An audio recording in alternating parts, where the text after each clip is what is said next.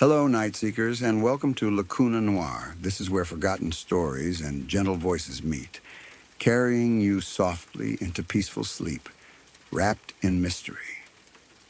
Before tonight's stories begin, I'd love to know, where in the world are you listening from? Drop a comment below and let me know. And a little note before we begin. You may notice a few brief ads in the first 10 minutes, but after that, the rest of the video is completely ad-free. Just you, the silence, and the stories. So settle in, get comfortable, and let the night carry you. If you're drawn to these quiet, shadowed nights, don't forget to like, subscribe, and tap the bell so you never miss a story when darkness calls.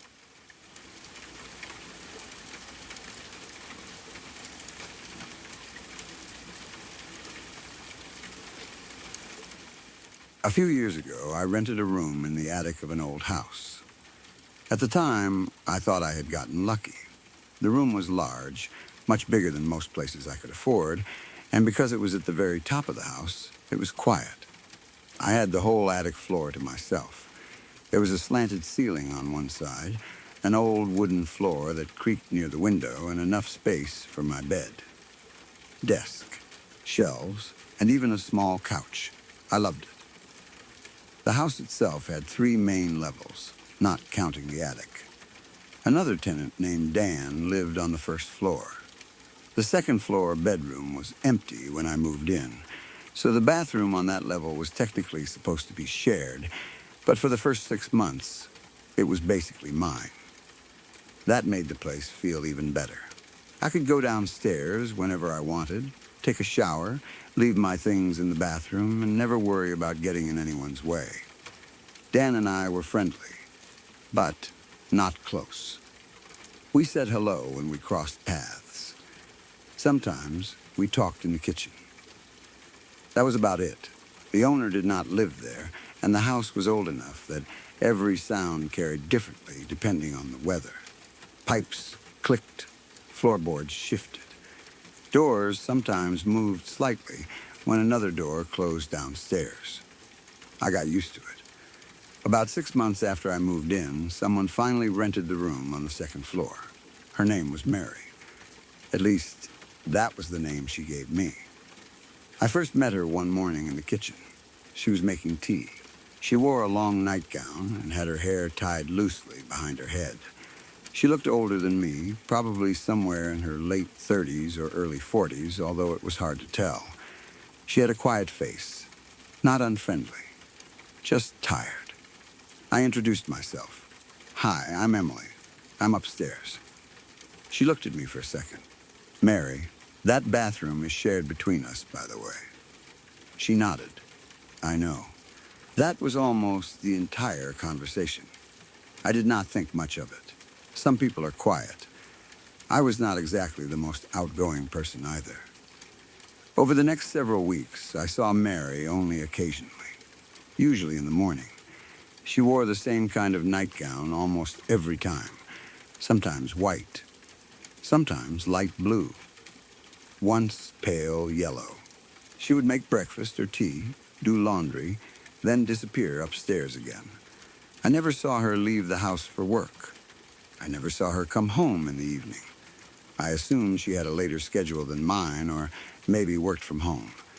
This was before remote work became as normal as it is now, but it still seemed possible.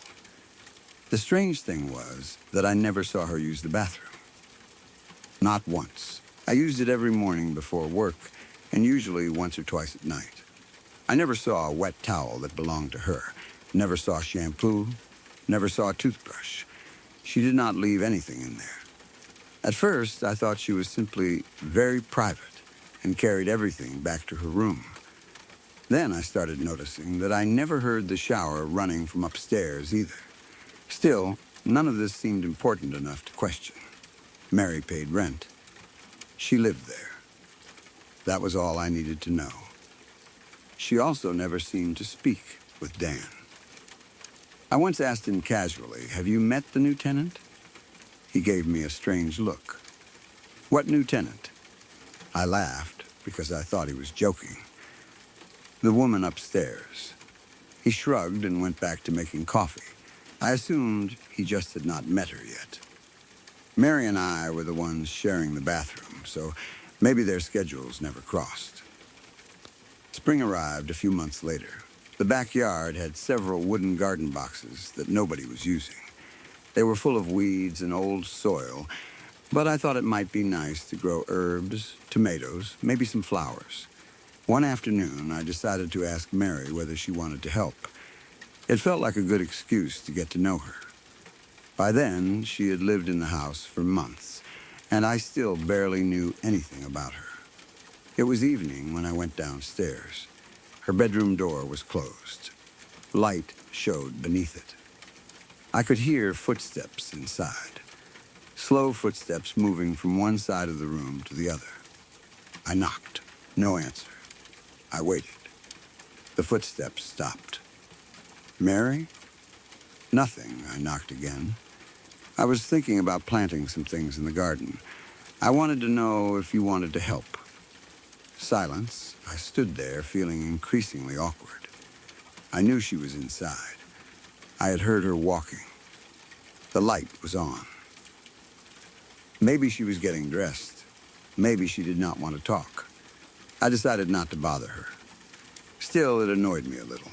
A simple no, thank you, would have been enough. I went upstairs and forgot about it. The next morning was Saturday. Mary usually made breakfast around the same time I did on weekends, so I expected to see her in the kitchen. She was not there. I made coffee. Toast, I waited longer than I needed to. Nothing. When I went back upstairs, I noticed her bedroom light was still on. That seemed strange because the sun was already bright. I knocked again. Mary? No answer. This time, I put my ear closer to the door. For a moment, I thought I heard movement inside, a soft creak. Then, nothing. I wondered whether she was sick. I almost tried the handle. Instead, I told myself she deserved privacy. If she needed help, she would ask. I went upstairs. Sunday passed. I did not see her once. Then, Monday morning came. I was heading downstairs for work when I noticed Mary's door standing open. I slowed down. The room was empty, completely empty. No bed, no dresser, no clothes, no boxes, nothing. Only wooden floors and a large window facing the morning sun. I stepped inside. I thought maybe she had moved out during the weekend. But how? I had been home most of Saturday and Sunday. The stairs to the front door passed directly beneath my attic room. Moving furniture would have made noise. I would have heard something. There was no way someone had carried an entire bedroom out without me noticing. I rushed downstairs. Dan was in the kitchen making breakfast. Where did she go? He looked up. Who? Mary. Nothing changed in his face. Who's Mary?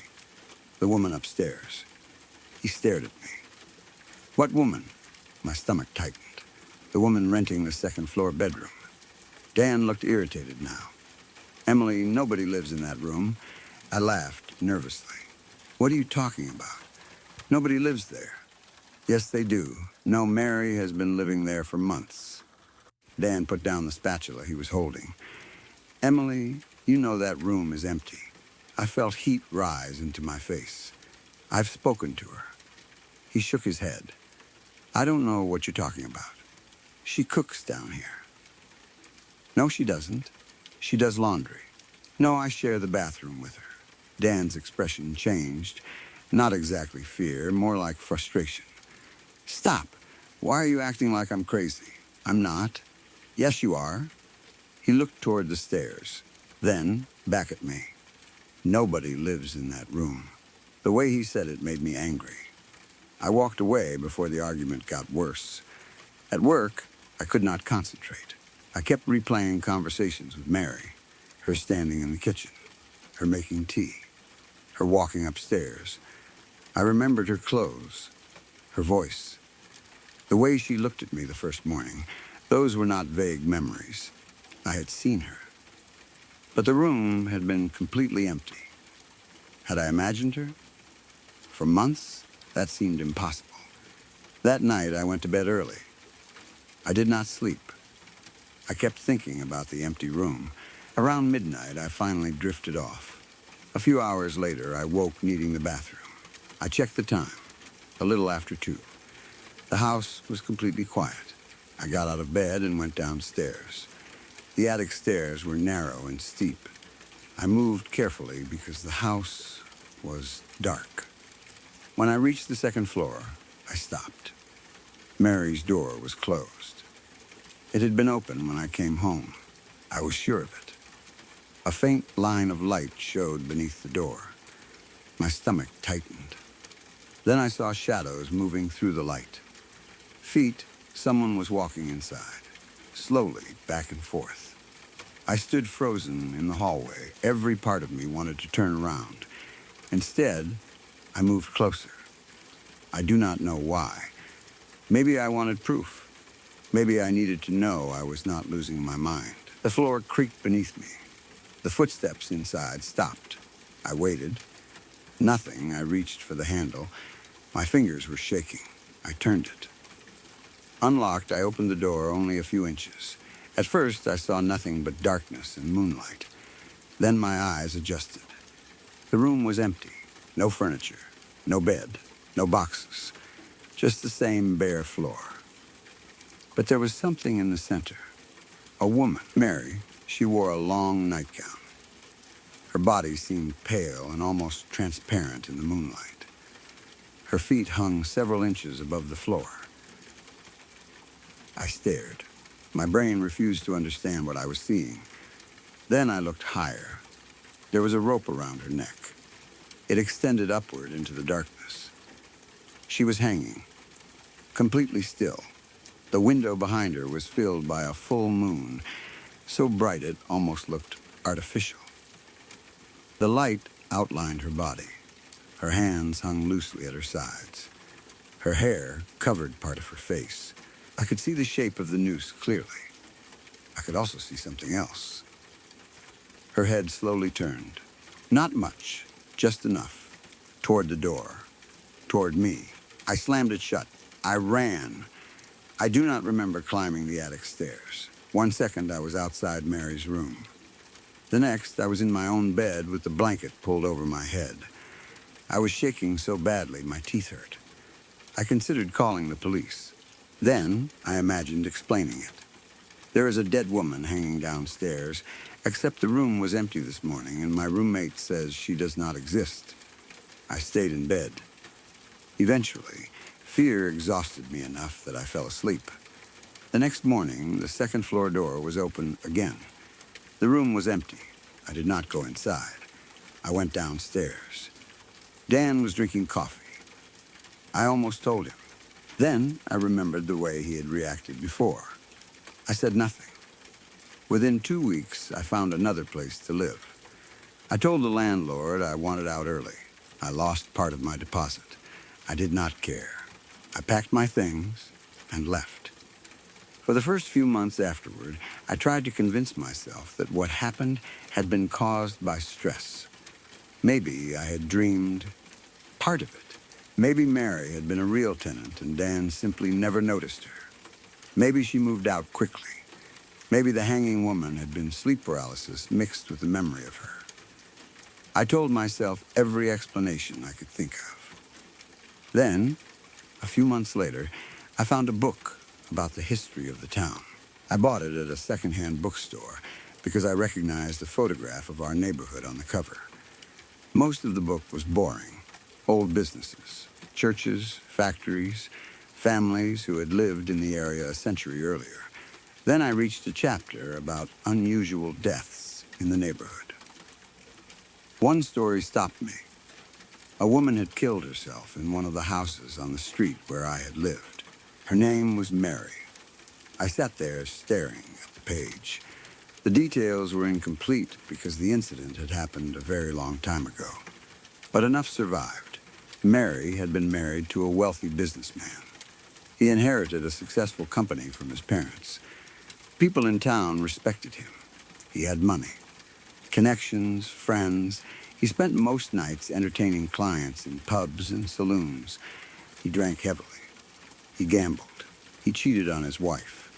The company practically ran itself because his employees handled the real work. He only enjoyed the money. At home, Mary lived a completely different life. She cooked for him, washed his clothes, pressed his shirts, kept the house clean, and waited. Most nights, he came home drunk. His clothes would be untucked, stained, smelling of alcohol, smoke, sweat, and perfume that was not hers. If he had found another woman that evening, he might leave Mary alone. If he had not, he would go to her bedroom. The account was written carefully because of the time period, but the meaning was obvious. He forced himself on her. If she resisted, he hit her. If she pushed him away, he punished her. He pulled her from the bed by her hair, kicked her, punched her ribs and stomach. Sometimes Mary managed to escape. There was a room on the second floor. She had secretly changed the lock. Only she had the key. Her husband either never realized what she had done or was too drunk and lazy to have the lock replaced. Whenever things became bad enough, Mary ran into that room. She locked the door. Her husband would stand outside shouting. According to one account from a neighbor, he could sometimes be heard yelling through the walls. "I know you're in there. You have to come out sometime. When you do, you'll get twice what you got before." Eventually, he would get tired or pass out. Then, Mary could stay inside until morning. That room became the only place in the house where she felt safe, until one morning. Her husband came home sometime after sunrise. He had been drinking all night. Mary had already locked herself in the second floor room. He knew she was there because he could see light beneath the door. He banged on it. She did not answer. He yelled her name. Nothing, but he could hear her walking around inside, back and forth, exactly the way I had heard her. He became angrier. He threatened her. He demanded she open the door. After several minutes, he heard furniture moving. Something dragged across the wooden floor. Then there was a crash. A stool or small table falling. After that, silence. Her husband continued yelling for a while. Then, still drunk, he apparently sat down in the hallway and fell asleep. Hours later, he woke. The light still showed beneath the door. He knocked again. "Mary?" "Nothing. I know you're in there." Silence. He became furious. He kicked the door. Again, eventually, the lock broke. He entered. Mary was hanging in the middle of the room. A rope had been tied to a heavy fixture above. Her feet were only a few inches from the floor. She was dead. There was a small table near the window. A note sat on it. Only one sentence. "No one can live in this room." Her husband read it. Then something happened to him. According to the old account, he grabbed his chest. He collapsed beneath her body. He began calling for help. "Someone help me." But the house was empty. Mary hung above him. No one came. He died there too. The book did not explain what happened to the house afterward. It only said ownership changed several times over the following decades. I closed the book. My hands were shaking. I finally understood why Mary always seemed to wear a nightgown, why I only saw her in the morning, why she never seemed to leave for work, why I never actually saw her move furniture into the room, why Dan said nobody lived there. But there was still one thing that bothered me: Dan's reaction. He had not simply looked confused. He had seemed angry, almost frightened. A few weeks later, I ran into him by chance. He was coming out of a store. I almost avoided him. Then, curiosity won. "Dan," he turned. "Oh, hey, Emily." We talked awkwardly for a minute. Then I asked the question, "Do you remember the woman I told you about?" His expression changed immediately. "The ghost?" The way he said it made me stop. "You believe me now?" He looked away. I remember you talking about it. I found out who she was. Dan said nothing. Her name really was Mary. Still nothing. There was a woman named Mary who lived in that house years ago. I know, I stared at him. What? He looked uncomfortable. I know the story. Anger hit me. So you knew? Emily, you knew a woman killed herself in that room? Yes, you knew that when I told you I was seeing her? He sighed. I didn't know what you were seeing. Then why did you tell me nobody lived there? Because nobody did. You acted like I was crazy. I didn't say you were crazy. You practically yelled at me. Dan looked around the parking lot. Then he lowered his voice. Because you weren't listening. What was I supposed to listen to? He stared directly at me. I told you nobody lives in that room. Yes, I know. No. His voice became sharper. No one lives in that room. I felt the same cold feeling I had felt in the hallway years earlier. What do you mean? He looked tired. Do you think you were the first person to rent the attic? I did not answer. Or the first person who thought somebody had moved into the second floor? My mouth went dry. How many? Dan shook his head. I don't know. What happened to them?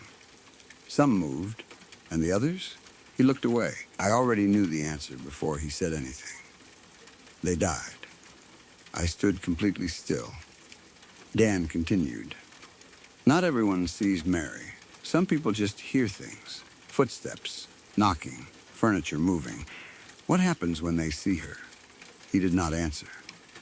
Dan, people get obsessed with the room. What does that mean? They start spending time there, sitting inside, sleeping there even though they have their own rooms. I thought about Mary's note. No one can live in this room, Dan continued. One guy rented the attic before you. He said the second floor room felt warmer than his own. Started sleeping there. What happened? They found him hanging. My stomach turned. From the same place? Dan nodded. Another woman moved into the house years before I did. She kept saying she heard someone crying in there. What happened to her? She overdosed in the room. I stared at him. And the landlord still rents this house? The room itself isn't supposed to be rented. But I saw Mary living there. No, his voice rose again. You saw what the room wanted you to see. I stepped backward. What does that mean? I don't know. He rubbed his face. I've lived there longer than I should. I learned not to pay attention. You knew all this and stayed? My rent is cheap. I almost laughed. He did not. Then he said something I still think about. The room doesn't like being empty. I said nothing. It finds a person in the house, makes them think someone is already using it. Sometimes they see Mary, sometimes someone else. Why? Maybe because if you think the room belongs to someone, you start paying attention to it. He looked at me. You knock. My stomach tightened. You listen. I remembered standing outside Mary's door. You eventually open it. The full moon. The noose. Her feet hanging above the floor. Dan nodded as if he knew exactly what I was remembering. Then it knows you can see it. I whispered, why didn't anything happen to me? Dan gave me a strange look. You left. I thought about that. He was right. I had left almost immediately. Maybe that was the only reason. I asked, why are you still there? He smiled without humor. I never opened the door. I have not seen Dan since. That conversation happened years ago. The house has changed owners at least once, from what I can tell. I looked up the address online recently. It is still being rented by the room. The listing describes the attic as a large, private living space. The first floor has another bedroom. Then there is a sentence about the second floor. Additional room available for storage. I stared at the photographs. The room is exactly how I remember it. Bare wooden floor. Large window. Empty, in one of the listing photographs, sunlight fills the entire room. There is no furniture. No person, nothing, but if you zoom in on the window, there is a reflection in the glass. A woman standing behind whoever took the photograph. Long nightgown, head tilted slightly. The image is blurry enough that most people would never notice. Maybe I only notice because I know what I am looking for. I have wondered many times why Mary appeared to me the way she did. Why she cooked. Why she did laundry. Why she seemed like a normal tenant for months before I saw what she really was. Maybe she was not trying to scare me. Maybe that was the life she wanted. A private room. A locked door. A place where nobody could hurt her. Maybe she still believes she lives there. Or maybe the thing in that room only wears her shape because she was the first one it took. I do not know. What I do know is that Mary's final note was not saying the room was unpleasant. It was not a warning about rent. It was literal. No one can live in that room. I misunderstood it the first time I read it. Dan understood. That is why he got so angry when I kept saying Mary lived there. Nobody lives in that room. Mary did not live there. The tenants who came after her did not live there. Anyone who stayed too long eventually joined her. That room can have visitors. It can have sleepers. It can have people who think they have moved in. But it cannot have residents. Because no one lives in that room. They all die there.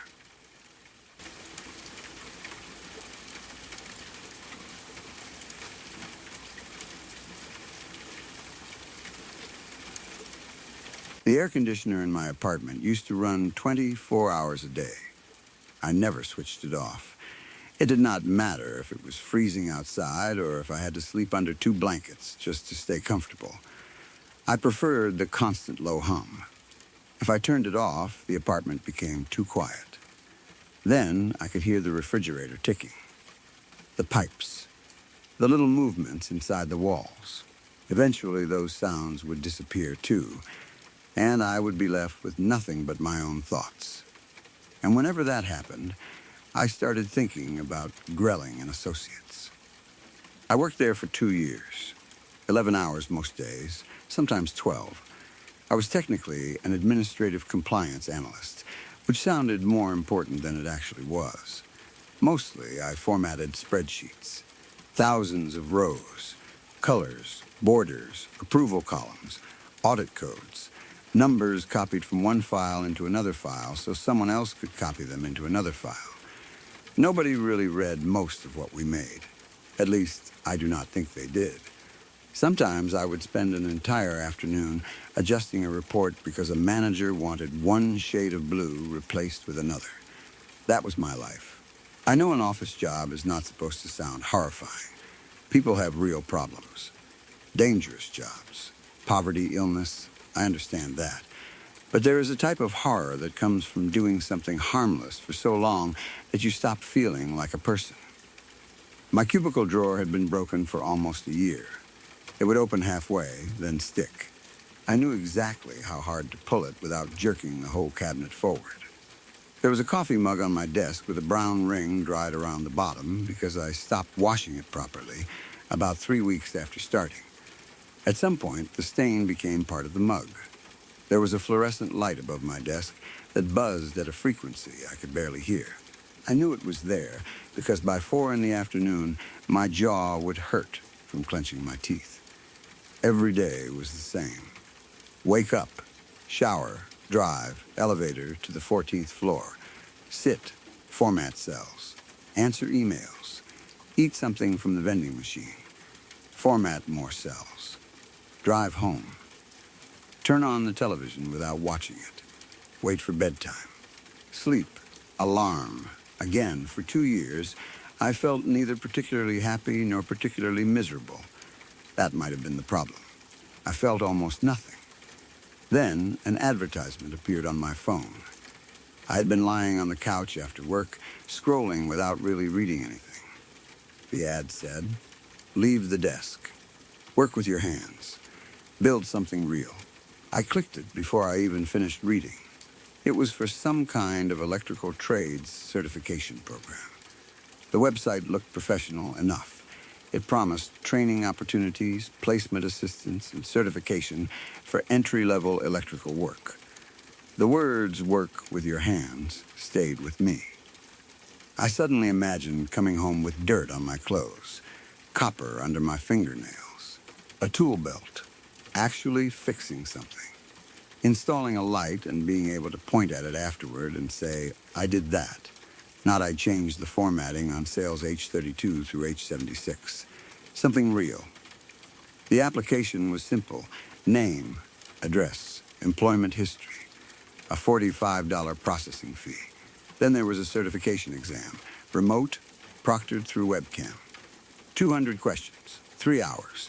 If you failed, you could retake it after 30 days. I studied for about 2 weeks.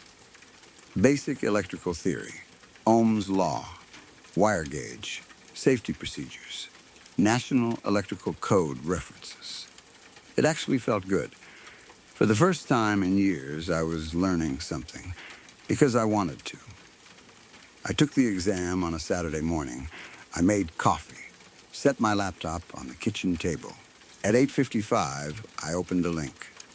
The screen had a plain white background with blue text. At the top, it said, "Electrical Tradesman Certification Candidate Assessment.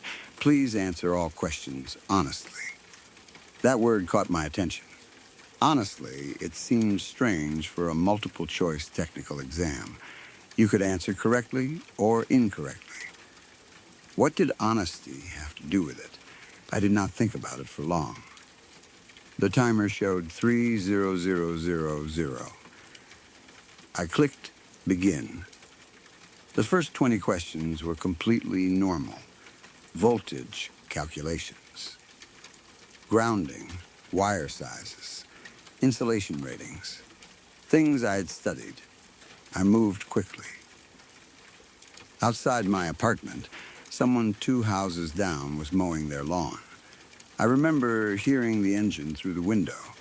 Question 21 asked about grounding methods. I chose B. Question 22 was about insulation temperatures. C. Then question 23 appeared. There were no multiple-choice answers, only a text box. When you strip the sheathing from a length of Romex, what do you feel beneath your thumbnail? I stared at the screen. That was not the kind of thing I expected. Still, maybe the test included practical questions. I typed "the copper feels smooth. The insulation resists slightly when you pull it away." The second I finished, my answer disappeared. No submit button. No confirmation.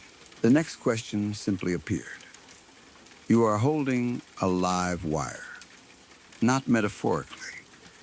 Your palm is wrapped around it. Describe the temperature. I sat there for maybe 40 seconds. I knew you were obviously never supposed to grab a live wire. Maybe this was a safety awareness question. I typed, warm, maybe hotter than expected, but not immediately painful, like holding a mug that has been in the microwave too long. Again, the answer vanished. Question 25. What does the air smell like where you work? I almost laughed. This had nothing to do with electrical work. I looked at the webcam light. Still on. I considered closing the test and contacting support. Then I looked at the timer. 2:47. I had already paid the fee. I had already studied, so I answered. Cold, recycled like nothing has ever been alive in there. The moment I typed that sentence, I smelled my office. Not imagined it, smelled it. That particular combination of overworked air conditioning, carpet cleaner, paper, cheap coffee, and plastic. The 14th floor of Grelling and Associates. I turned my head. My apartment smelled normal again. I checked the timer. Still 2:47. 13 minutes had passed. That seemed right. Question 26 appeared. You are not qualified. You have never been qualified. Why are you here? My fingers stopped over the keyboard. I do not know why, but the question upset me. I typed because I want to be useful. Then, after a few seconds, I want to build something that exists after I leave. I am tired of being a formatting function. The words disappeared. Next question. You are tired. How tired? I typed without thinking. Tired enough to let someone else decide what I am. Then I stared at the sentence. I had not planned to write that. I almost deleted it. Before I could, the screen moved on. After that, my memory becomes unclear. I remember answering more questions. I remember text appearing. But I cannot remember the individual prompts. The next time I looked at the timer, it said 1:58. Almost an hour had disappeared. The coffee beside me had gone cold. A thin skin had formed across the top. The lawnmower outside had stopped. Question 73 appeared. What is the last thing you said to another human being that was not a transaction? I read it 3 times. Nothing came to me. I typed, I don't know. The answer stayed there. The test did not continue. The cursor blinked. I waited. Nothing. Eventually, I tried pressing enter.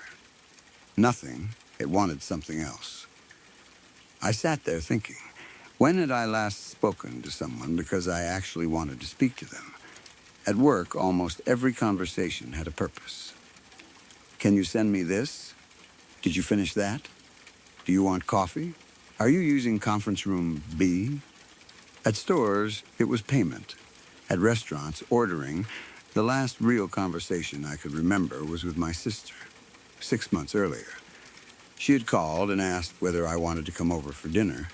I told her I was tired and said I was fine. I had not seen her since. I typed that. The screen advanced immediately. Question 74. You are hollow. We can see that. This is not a criticism. This is a qualification. Do you understand? My hands started shaking. I should have stopped. I know that now. Instead, I typed yes. After that, time stopped behaving normally. The timer said 1:12, then 4700, then 300. I remember questions appearing and my hands answering them, but most of the words are gone. A few stayed. If you could be reduced to a single function, what would it be? You have been waiting to be used. How long? What part of you would you willingly surrender if surrender meant purpose? When did usefulness become the same thing as being loved? Then, open your hands, palms up. Describe what you see. I actually obeyed. I lifted my hands away from the keyboard, turned them over. I studied them. There was a callus where my palm rested against the computer mouse, a small paper cut on my left thumb that had healed badly, soft skin, clean nails, hands that did almost nothing physical. I typed lines, a mouse callus, a cut, hands that have never held anything that mattered. When I read the sentence, I realized tears were running down my face. I do not know when I started crying. The last question appeared. You will be given a purpose. You will not choose it. You will not refuse it. These are the terms of your qualification. Type I understand to continue. I stared at the words. Everything in me knew something was wrong. This was not an exam. It had not been an exam for a long time. But I was exhausted. Not just from those 3 hours, from the previous 2 years. Maybe longer. The cursor blinked. I remember thinking how easy it would be if someone simply told me what I was for. No decisions, no endless searching for a better life, no sitting alone wondering whether I was wasting everything. Just a function, a task, something necessary. I typed, I understand, then pressed enter. The timer reached 0. The screen turned white. Not normal computer white. There was depth to it. It looked as if the screen had become a bright opening extending far beyond the back of the laptop. For several seconds, I could not look away. Then small black text appeared in the center. Candidate qualified. Welcome to the trade. The desktop returned. Browser, email, Normal wallpaper. Outside, the lawnmower started again. I closed the laptop. Then I slept for 14 hours.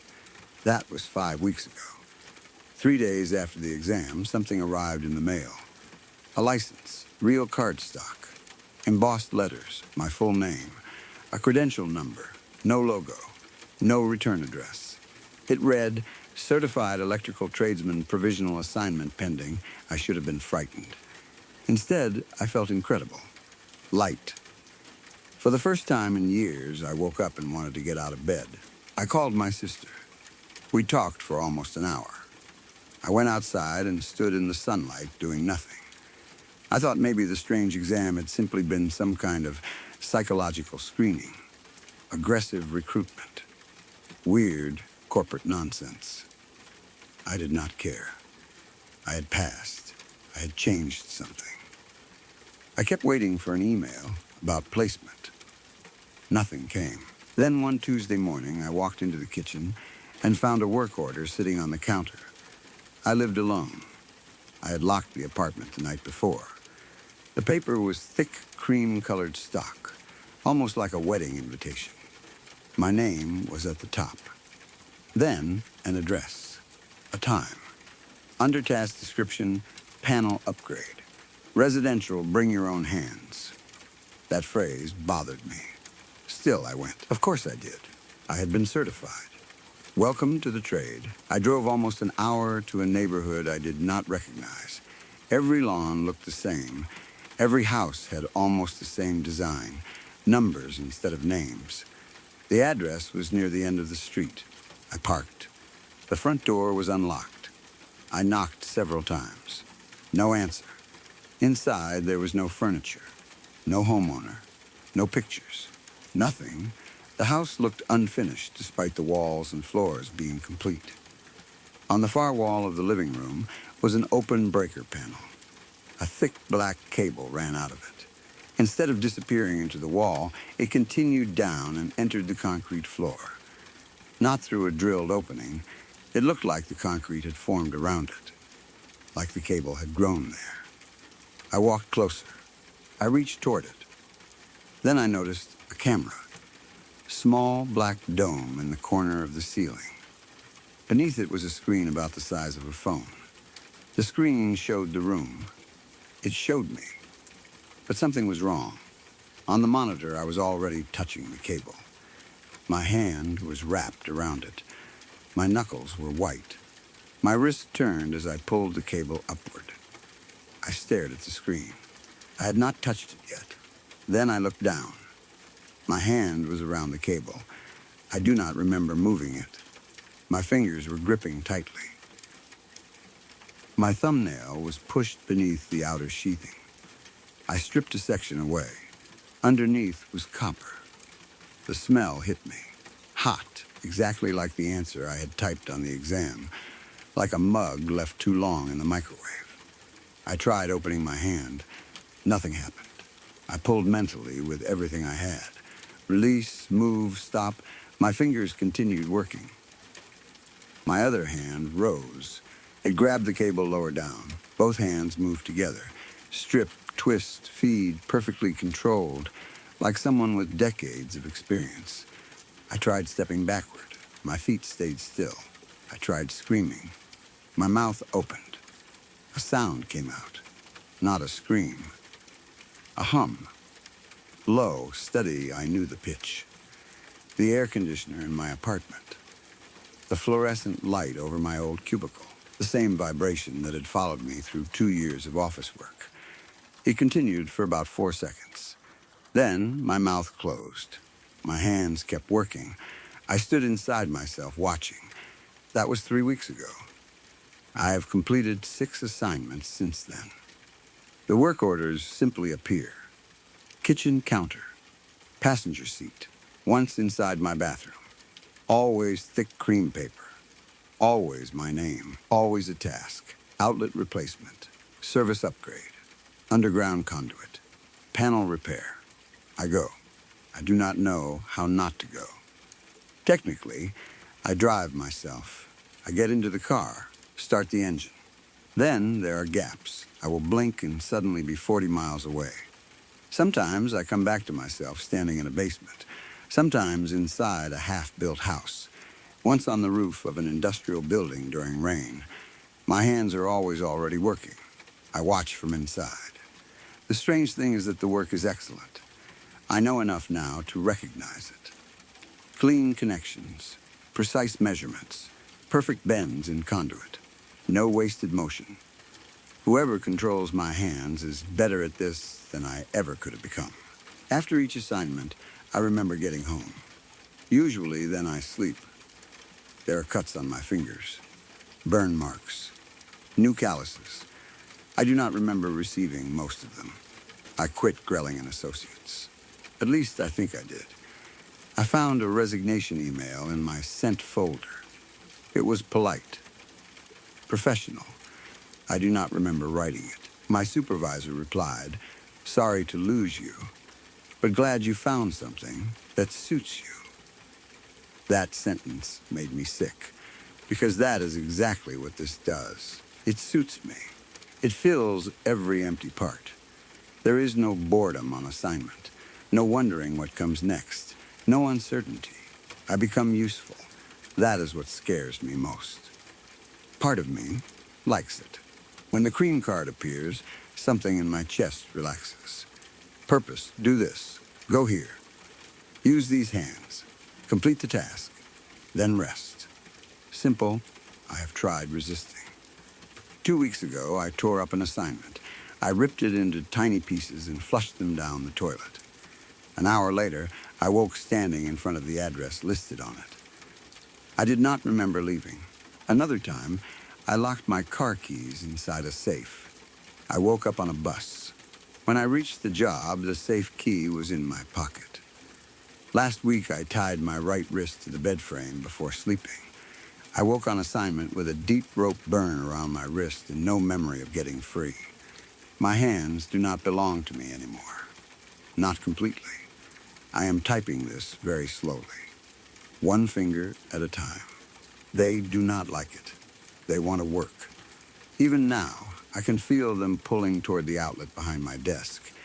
It is not metaphorical. My forearms tighten when I sit near wiring. My fingers twitch. I can feel electricity through walls now. 60 hertz. Steady A vibration, so clear that sometimes I know which appliances are running in neighboring apartments. I do not know how. The knowledge simply appeared. Yesterday, I stood in the grocery store and knew one of the freezer units had a failing compressor before the employee noticed. I could feel the irregular current through the floor. I think the qualification is still happening. The exam did not finish. It is changing me into whatever passed it. I have searched for the certification program. The website is gone. The ad is gone. The transaction for the $45 fee has disappeared from my bank history. The credential number on my license does not exist in any database I can find. I searched phrases from the test. Nothing. I found a few forum posts from people asking about strange online certification exams. Most were deleted. One cached result mentioned plumbing. Another said vac. One person wrote, Question 34 asked how long I could hold my breath underwater. The account stopped posting 3 days later. I do not know if they were part of the same thing. I do not know who created it. I do not know how many people have typed I understand. I started watching actual tradespeople more closely.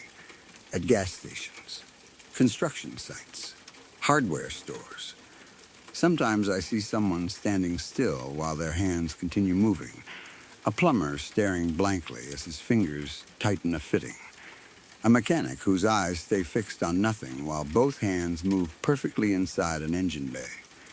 An electrician on a commercial site humming under his breath. Maybe I am imagining it. I hope I am. But I have started recognizing that hum. The same pitch. Always, I think there are many of us. Maybe there have been for years. People who got tired. People who wanted to become useful. People who thought purpose would save them. The exam was not testing whether I could work with electricity. It was finding out whether I had enough empty space inside me. It asked about wire gauges because that got me through the door. Then it asked about loneliness, exhaustion, purpose, identity. It was not an exam. It was an interview. And I gave exactly the answers it wanted. Yes, I am empty. Yes, I am tired. Yes, I want to be useful. Yes, I will let you decide. Yes, fill the space. I typed all of that without realizing what I was offering. Then it said, welcome to the trade. So if you ever see an advertisement offering some easy certification, especially one promising that you can leave your desk, work with your hands, and build something real, be careful. Maybe most of them are legitimate. Probably. But if you start the exam and the first questions are technical, then somewhere around question 21, it asks what you feel beneath your thumbnail. Stop if it asks what your workplace smells like. Stop if it tells you that being hollow is a qualification. Close the laptop. Turn it off. Break it if you have to. Then go outside. Call someone. Your sister. Your brother. A friend you have not spoken to in years. Tell them something that is not a transaction. Tell them you miss them. Tell them you are tired. Tell them you do not know what you are doing with your life. Anything, just make yourself a person again before whatever is taking applications notices how much room you have inside. And if the last question asks you to type, I understand, do not. I did. I typed it because I was tired. I wanted someone else to make the decision. I wanted something to tell me what I was for. Somehow it knew that. It saw the hollow part, the part of me waiting to be filled with a function. My left hand just moved. I had it pressed flat against the desk. It lifted on its own and reached toward the wall. I pulled it back with my right hand. Now both are shaking. There is a new work order beside the laptop. It was not there when I started writing this. I did not hear anything enter the apartment. The card says, Final Assessment. Residential, candidate address. I know that address.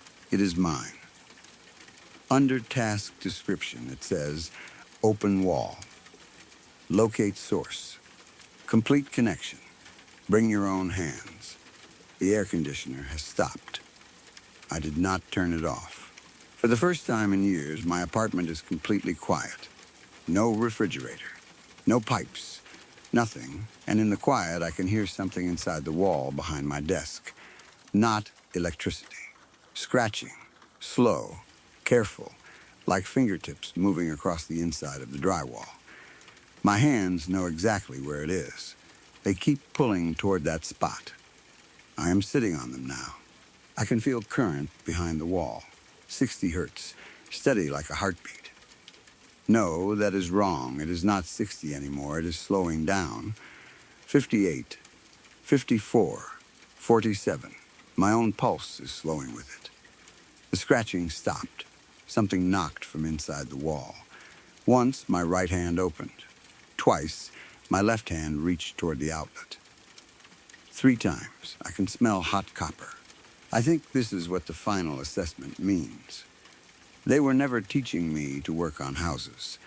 They were teaching my body how to open one.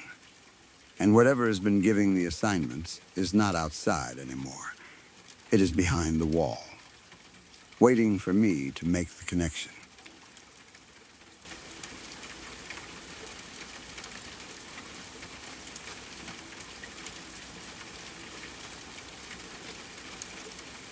Hey guys, sorry if this is kind of long, but I feel like I need to explain everything from the beginning because if I only told you the last part, I know how ridiculous it would sound. For context, I live on the outskirts of a medium-sized city in Arkansas. It is actually a really beautiful place. There are a lot of trees, long stretches of green land, and quiet neighborhoods once you get away from the busier parts of town. Most people I have met here have been friendly, and compared to where I lived before, the area feels calm. I moved here recently because I got a job working as a caseworker at a prison. I am 24, so this was one of my first real professional jobs after college. It was not exactly the career I imagined myself having when I was younger, but it paid well enough, had decent benefits, and gave me the chance to move out on my own. The job can be exhausting. A lot of my day is paperwork, interviews, reviewing records, and dealing with people who can sometimes be difficult or aggressive. By the time I get home, I usually do not want to talk to anyone. I just want quiet. That was part of why I chose the townhouse I was living in. It was not perfect. I normally would have preferred a small house or apartment without anyone directly attached to me, but the townhouse was affordable and in a safe-looking neighborhood. It was also only about 20 minutes from work. The biggest problem was the walls. They were unbelievably thin. I could hear practically everything through them. The townhouse was part of a row of connected two-story units. My living room shared a wall with the living room of the unit next door. My kitchen matched up with their kitchen, the stairs ran beside each other, and the upstairs bathrooms and bedrooms were separated by the same wall. For the first few months, though, the unit next to mine was empty. So it did not matter. I could watch television late, take showers whenever I wanted, play music while cooking. No one complained. I got used to having that side of the building completely silent. Then, a few weeks ago, someone moved in. At least, that was what I thought. I got home one evening after a long shift and saw a moving truck parked near the neighboring driveway. I remember thinking, great, there goes the peace. I did not actually see anyone carrying furniture. I did not see the new tenant. I barely paid attention. I was exhausted.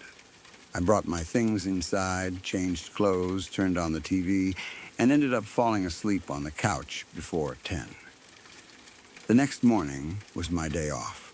I had planned to sleep late. Instead, I woke up to loud noises through the wall. Furniture scraping, heavy footsteps, something banging against the floor. I could also hear a man speaking. His voice was muffled, but he was definitely talking to someone.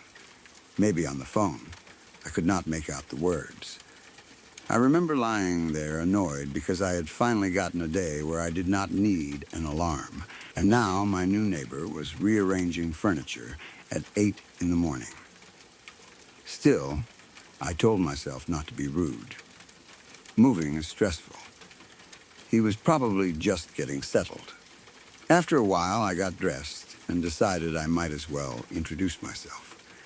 I walked outside. The first thing I noticed was that there was no car in his driveway. The moving truck was gone, too. That seemed a little strange, but not enough to bother me. Maybe someone had dropped him off. Maybe he did not drive. I walked to his door and knocked. Nothing. I waited. Knocked again. No answer. I leaned slightly closer to the door. The inside was completely quiet. That felt strange because less than 2 minutes earlier, I had heard someone moving around. Furniture, footsteps, a man talking. It had been loud enough to wake me up. Now there was nothing. I waited a little longer. Still nothing. Eventually, I shrugged and went home. Maybe he had gone out through the back. Maybe he had headphones on. Maybe he just did not want to answer. People are allowed to be antisocial. I definitely understood that. The next few days were normal. Then, Monday came. I worked a full shift and got home sometime after 6. I walked into my kitchen and tossed my keys onto the counter. They hit the surface with a loud metallic clatter. Almost immediately, I heard the same sound through the wall.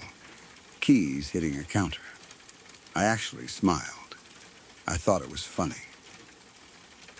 Apparently, my neighbor and I had gotten home at almost exactly the same time.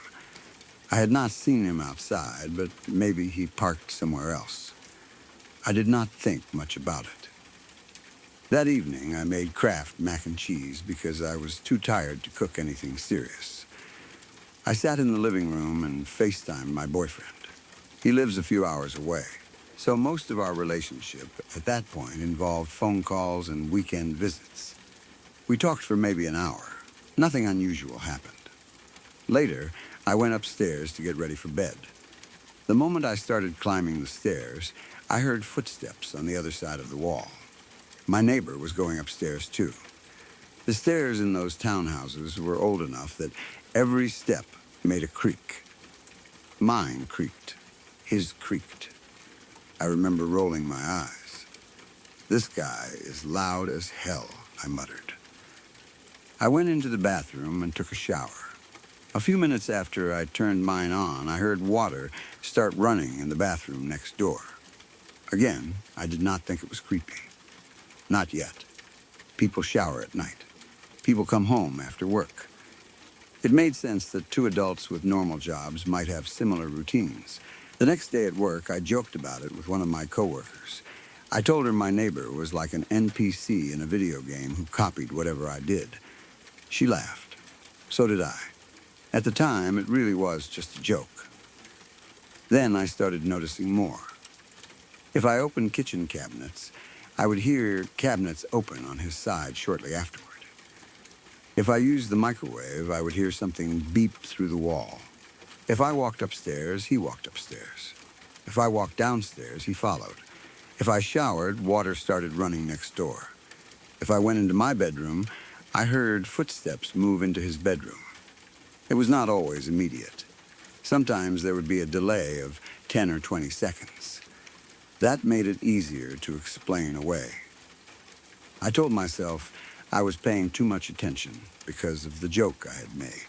Once you notice a pattern, your brain starts looking for it everywhere. That is what I told myself. The moment I stopped believing it happened one night in the upstairs bathroom. I had just used the toilet. I flushed. A second later, the toilet next door flushed too. I froze. I stood there with my hand still near the handle. Something about the timing felt wrong. Too exact. I slowly stepped backward. One step. The floor creaked under me. A creak answered through the wall.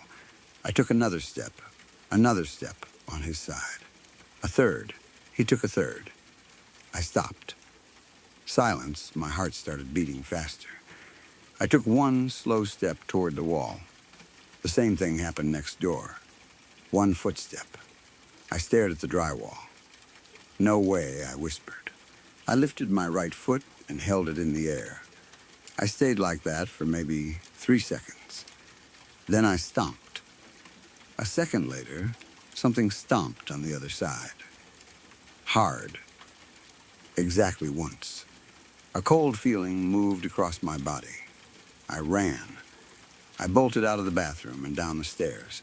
My hands were shaking so badly that I almost dropped my phone trying to call my boyfriend. But something else happened that I did not realize until I was already downstairs. The neighbor did not follow me. I had run down my stairs. There had been no footsteps on his, no matching movement. Nothing. His side of the house became completely silent. My boyfriend answered. I told him everything. He tried to calm me down.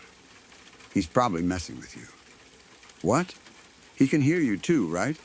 "Obviously, so maybe he's just as annoyed by the thin walls and decided to fuck with you." That explanation made sense. I did not like it, but it made sense. Maybe he had realized that I could hear him. Maybe he had noticed me noticing him. Maybe matching my movements had become some stupid game. My boyfriend even laughed. "You probably have some bored guy next door who thinks he's hilarious." I eventually calmed down. The next few nights were completely quiet. No matching footsteps. No showers. No cabinets. Nothing. That actually made me believe my boyfriend was right. Maybe my neighbor realized he had scared me and stopped. Or maybe I had made too much of a coincidence. Then it started again. One night I was in the kitchen with a glass of wine. I was exhausted and wanted to go to bed. I turned too quickly and knocked the glass off the counter. It hit the floor and shattered. fuck, I stood there staring at it. I did not have the energy for this. I grabbed a broom and started cleaning. A few minutes later, I heard something through the wall. Glass breaking. I stopped sweeping. I stared at the shared wall. For a few seconds, I honestly felt like my brain could not process it. Maybe he had dropped something too. But what were the chances? I decided to test it. I placed the broom aside. Then I tapped the kitchen counter 3 times. Tap, tap, tap, silence. I waited. Maybe 5 seconds passed. Then, tap. Tap, tap. From the other side. My stomach dropped. I called my boyfriend again. This is happening again. What is? The neighbor. I put him on speaker. Listen, I opened a drawer and took out a metal spoon. Then I hit the spoon against the stovetop 5 times. Clank, clank, clank, clank, clank. I waited. Nothing, my boyfriend said. Okay? Wait, then it came. 5 metallic strikes through the wall. Loud, clear, perfectly spaced. I nearly dropped the spoon. You heard that? Heard what? I stared at my phone. The banging. What banging? He just copied me. I didn't hear anything. Are you serious? Yes, it was loud. My boyfriend told me maybe the phone microphone had not picked it up. That was possible. Phones filter background noise. So I opened my camera app. I'm recording it. I pointed the phone toward the wall. Then I hit the wall 3 times with the side of my fist. Bang, bang, bang, I waited. 3 knocks answered from next door. Bang, bang, bang, I almost laughed from relief. Finally, evidence. I stopped recording and sent the video to my boyfriend. A minute later, he called back. I don't hear anything. What? I hear you knocking. And then? Nothing, no, listen again. I did. I opened the video myself. My 3 knocks played. Then, the answering knocks. Perfectly clear. How can you not hear that? I don't know what you want me to say. I watched it again. I could hear them. He could not. My boyfriend went quiet for a moment. Then he asked something I did not like. Have you actually seen your neighbor? Yes. Then I stopped. No, I mean, I saw the moving truck. So you didn't see him. I hear him every day. That wasn't my question. I was getting irritated. I knocked on his door. Did he answer? No. Have you ever seen him outside? No. His car? I haven't seen one. There was a pause. Then my boyfriend said, so did you see someone move in, or did you just see a moving truck? That question made me angry. It felt like he was suggesting I was imagining everything. I hung up on him. The next morning, I went directly to the housing office. I explained that the tenant next door was constantly making noise and intentionally copying my movements. The manager looked confused. What unit? I gave her the number. She typed something into her computer. Then she looked at me. That unit is vacant. I laughed. No, it isn't. Yes, it is. Someone moved in a few weeks ago. She checked again. No, I saw the moving truck. There hasn't been a move-in. I gave her the exact unit number again. She turned the monitor slightly. The system showed the unit as vacant. It's been empty for 2 years, she said. I felt sick. That's impossible. She asked whether I might be hearing another unit. I told her no. The sounds were directly through my wall. I asked about cameras. There were security cameras covering part of the parking area. I remembered the exact day I had seen the truck. The manager had to call someone from security. The guy came into the office and spent almost 20 minutes trying to find the old footage. Eventually, he pulled it up. There I was. My car arrived. A moving truck was parked near the neighboring driveway. For a second, relief hit me. There, see? Then the footage continued. I got out of my car. I grabbed my bag. I walked into my townhouse. Less than a minute later, the moving truck backed up, then drove away. Nobody got out. Nobody entered the unit. It had apparently just turned around in the parking area. I stared at the screen. I remembered being so tired that day. I had seen the truck and simply assumed it belonged next door. Then the noises started the next morning. I told the manager I wanted to see the unit. She hesitated. I insisted. If it's empty, show me. After getting permission, she took a key and walked over with me. I felt ridiculous standing outside that door, the same door I had knocked on. She unlocked it. We went inside. The living room was empty. No couch, no television, no boxes, nothing. The kitchen cabinets were empty. No dishes, no food, no keys on the counter. We walked upstairs. Empty bedroom, empty hallway. Then, the bathroom. I stood there staring at it. There was no shower curtain, no towels, no soap, no toothbrush. Nothing. The toilet lid was dusty. I had heard that toilet flush. I knew I had. The manager asked if I was okay. I said yes. I was not. That was when I started wondering whether I was actually hallucinating. My job had been stressful. I had not been sleeping well. Maybe my mind had taken the sight of a moving truck and built an entire person from it. That explanation terrified me, but at least it was an explanation. I called my parents that night. The next morning, I packed a bag and went back to their house. I decided I needed a break. Maybe I needed to talk to someone professionally. I did not want to risk staying alone while I was hearing things that were not there. The problem was the lease. I could not simply walk away without losing a lot of money. Luckily, one of my friends, who I will call V, had just graduated from college and needed somewhere affordable to stay. She knew I was moving out. I did not tell her the entire story at first. I told her the walls were thin and that I had been uncomfortable living there alone. She agreed to take over the lease. The housing office approved everything. Within a few days, most of my important stuff was out. V moved in. I felt guilty. But I kept telling myself the unit next door was empty. Whatever I had heard had been in my head. V would be fine. The first night she stayed there, I called her. I wanted to make sure everything was going okay. She sounded happy. She liked the place.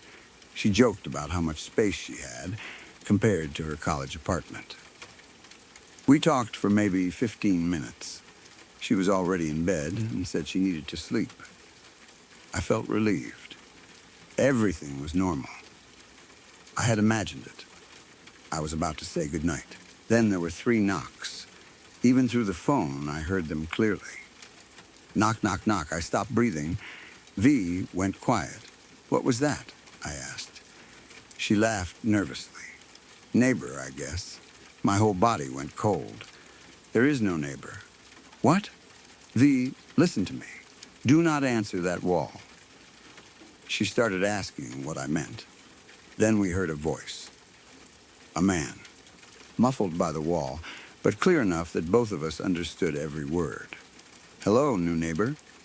V screamed. I told her to leave immediately. Not pack, not investigate. Just grab her phone, keys, and get outside. While she was running downstairs, I could hear footsteps through the call. Not hers, another set. On the other side of the wall. Matching her, step for step. V reached the front door. I heard it open. Then she stopped. What? I shouted. She whispered, there's someone outside. My heart dropped. Who? I don't know. Get in your car. I can't. Why? There's a man standing in the neighbor's driveway. I could barely breathe. What does he look like? She did not answer. V? Then she whispered, he looks like he's waiting for someone. I told her to go back inside and lock the door. The moment she stepped backward, I heard a footstep from inside the vacant unit. Then another. She backed into her townhouse. The other footsteps followed from the other side of the wall. I told her to call the police. She did. I stayed on the phone. The man outside never approached her door. He just stood in the driveway. At least, that was what V said. By the time police arrived, he was gone. Officers checked the neighboring unit. Empty again, no signs of entry. No person. Nothing. V stayed with another friend that night. The next morning, we both met the housing manager. I finally told V everything. The keys, the footsteps, the shower, the toilet. The recordings only I could hear. She looked furious that I had not warned her. I apologized. I told her I thought I had been losing my mind. The manager looked disturbed when V confirmed hearing the voice. She still insisted nobody had access to the vacant unit except staff. Then V asked whether anyone had ever complained about noises from that townhouse before. The manager said no. Too quickly. I noticed it. So nobody has ever reported anything? No. You're sure? She looked down. V said, check. The manager hesitated. Then she searched older records. There were complaints. Not many, but enough. 3 tenants from my unit over the previous 2 years had broken their leases early. One complained about repeated nighttime noise. Another wrote that someone next door was imitating household activity. The third complaint was shorter. It just said, I know the unit is empty. Please stop telling me it is empty. The tenant moved out the next day. I asked what happened to them. The manager said she did not know. That afternoon, V moved out too. The townhouse is empty now, both units, at least officially. I still have the recording on my phone. When I play it, I hear my 3 knocks followed by 3 knocks from the neighboring unit. My boyfriend still hears only mine. V hears both. That somehow scares me more. It means the sound is not simply on the recording. It seems to decide who gets to hear it. I have also started remembering small things I ignored. The first morning, when I heard the man talking on the phone, I could not make out his words. But I remember the rhythm. It sounded almost like my own voice when I talked to my boyfriend. The night I ate mac and cheese, I heard cabinet doors opening next door. I had opened those same cabinets moments earlier. When I tossed my keys onto the counter, he did it too. When I walked upstairs, he followed. When I showered, he showered. I kept calling it copying. Now I wonder if it was practicing. Learning the sounds of someone living there. Learning what a person does when they come home. Maybe the moving truck did not cause anything. Maybe seeing it just made me believe someone was next door. And once I believed that, whatever was in the empty unit finally had someone to imitate. The last time I drove past the complex, I slowed down. I know I should not have. My old townhouse was dark. The unit next door was dark too. No cars, no lights, nothing. Then I saw movement through the upstairs window of my old bedroom. Someone crossed the room. I almost stopped the car. Then another shape moved in the window next door. At exactly the same time. Same speed, same height. Like reflections separated by a wall. I kept driving. I have not been back since. V and I still talk about it sometimes. Neither of us understands what happened. She heard the voice. She heard the footsteps. So I know now that I was not hallucinating. Whatever was in that empty townhouse was real enough for someone else to experience. I just wish I knew what it wanted. Maybe it only copies people. Maybe it needs somebody living beside it so it can learn how to live. Maybe every tenant teaches it a little more. How to walk, how to shower, how to cook, how to speak. That thought has been keeping me awake lately. Because when it first started with me, it only made noises. With V, it spoke. Hello, new neighbor. Those were the first words either of us ever heard clearly from it. And the worst part is that V told me something recently that I had not known before.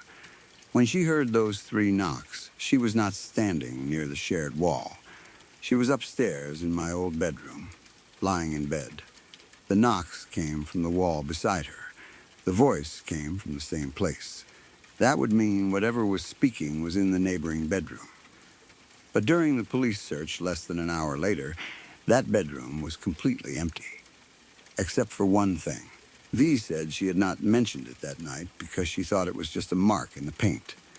The officer who searched the neighboring room noticed 3 shallow dents in the wall, all at shoulder height. 3 marks, side by side, like someone had been standing in the empty bedroom and knocking from the inside. I keep thinking about what it said. Not hello. Not who are you. Not come over. Hello, new neighbor. As if it had been there the whole time, waiting for the next person to move in.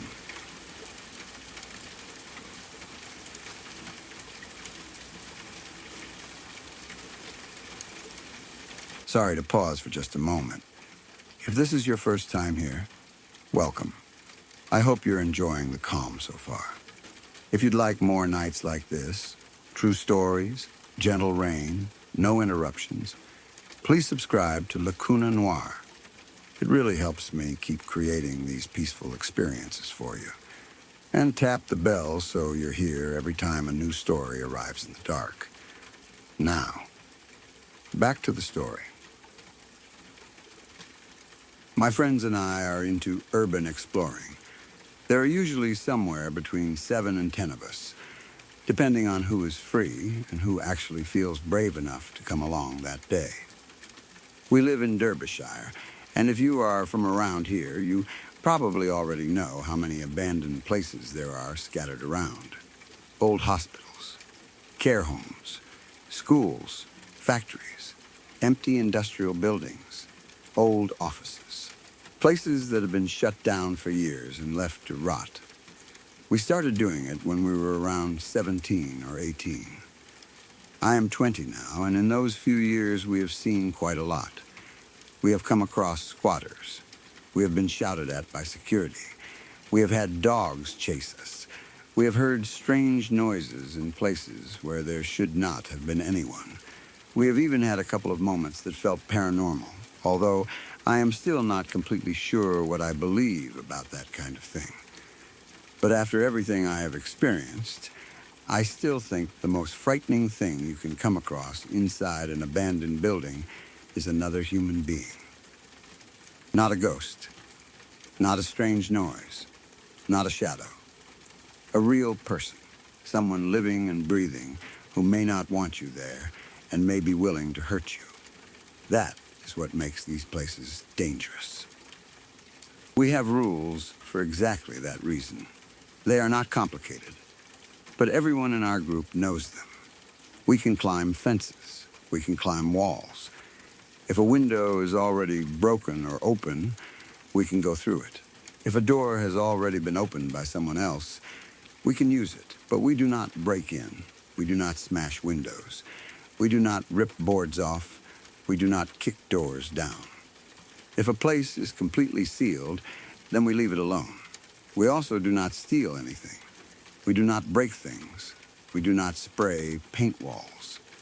We do not destroy furniture. There are enough idiots doing that already, especially once a location gets popular online. The last big rule is that we do not run from police or security. If we are caught, we stop. We talk. We explain what we are doing. We accept whatever happens. Running usually turns a stupid situation into a much more serious one. The only exception is if there is an immediate danger. Aggressive squatters, a dog, someone chasing us with a weapon, something like that. Otherwise, the safest thing is to stay calm and stay together. At least, that is what we always say. This story is about one of the times those rules went completely out the window. There were 6 of us that day. A few days earlier, we had found an abandoned building just outside Sheffield after seeing it repeatedly on TikTok. I am not going to name it.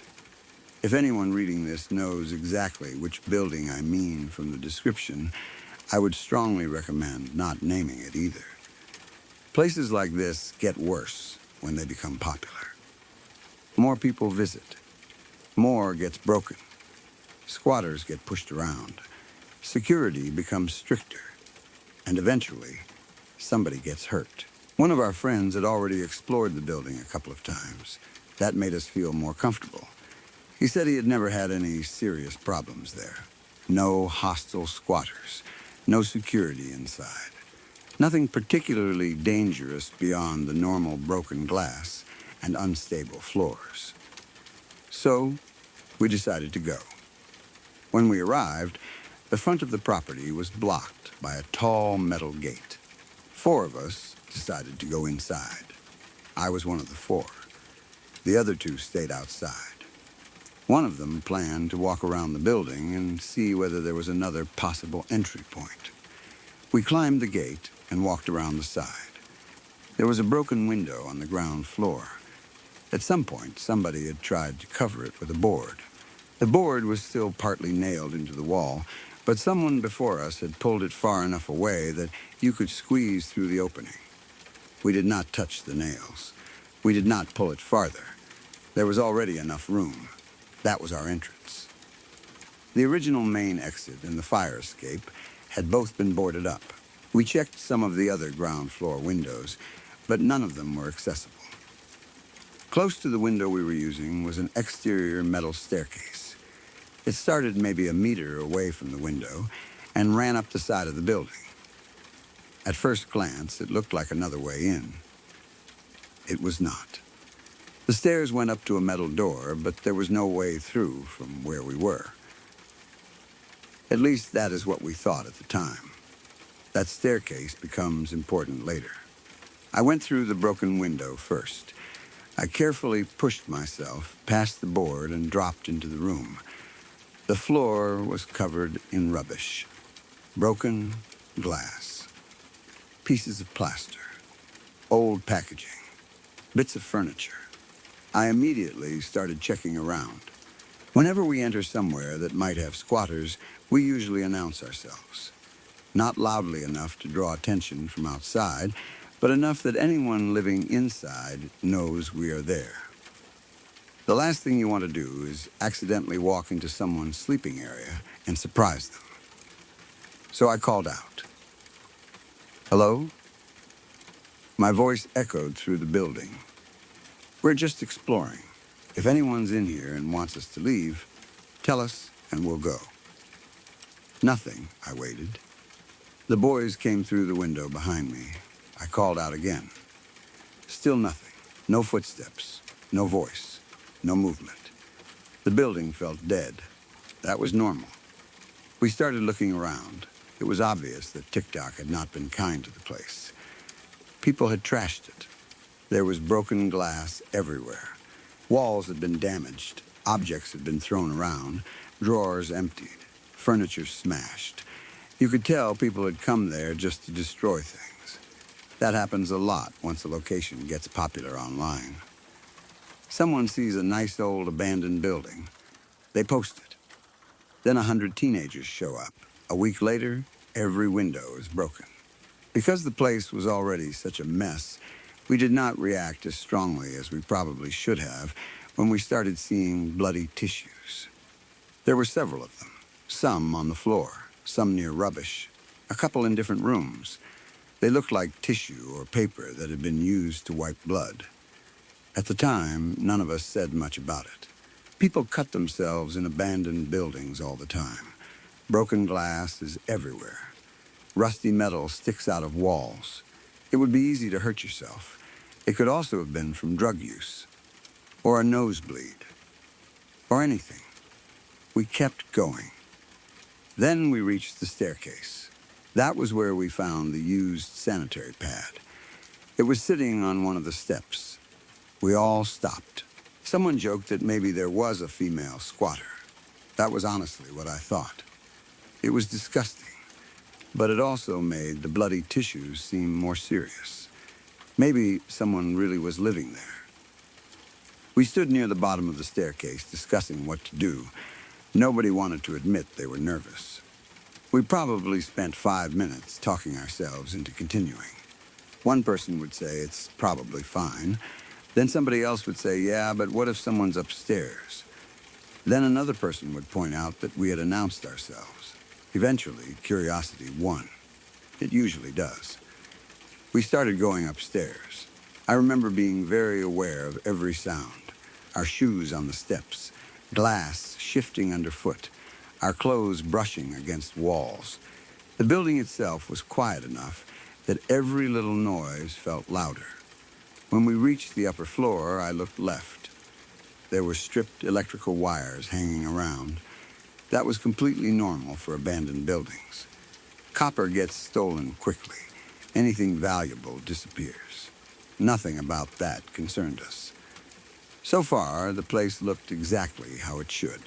Empty, damaged, ransacked. Then we went toward a room on the right. One of my friends pointed toward the ceiling. There were ventilation pipes running above us. They looked similar to ones we had seen in buildings that had been used for illegal cannabis grows. If you explore enough abandoned buildings in the UK, you eventually come across signs of old grows. Ventilation systems, modified electrics, blackout material, grow room equipment. This looked familiar. We switched on stronger flashlights so we could see the ceiling better.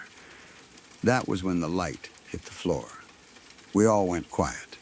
There was red everywhere. I honestly do not know how to describe that room without sounding dramatic. The floor was covered in dark red, dried liquid. Not one little patch. Not a few drops. A huge amount. Some of it had soaked into dust and dirt. Some areas looked almost black because it had dried so dark. There were smears, patches, splashes. It looked horrible. My first thought was blood. Then, immediately, I told myself it could not be. That was too much. Maybe red paint. Maybe teenagers had poured something around to scare people. Maybe it was some industrial liquid. We did not know, and none of us wanted to get close enough to investigate properly.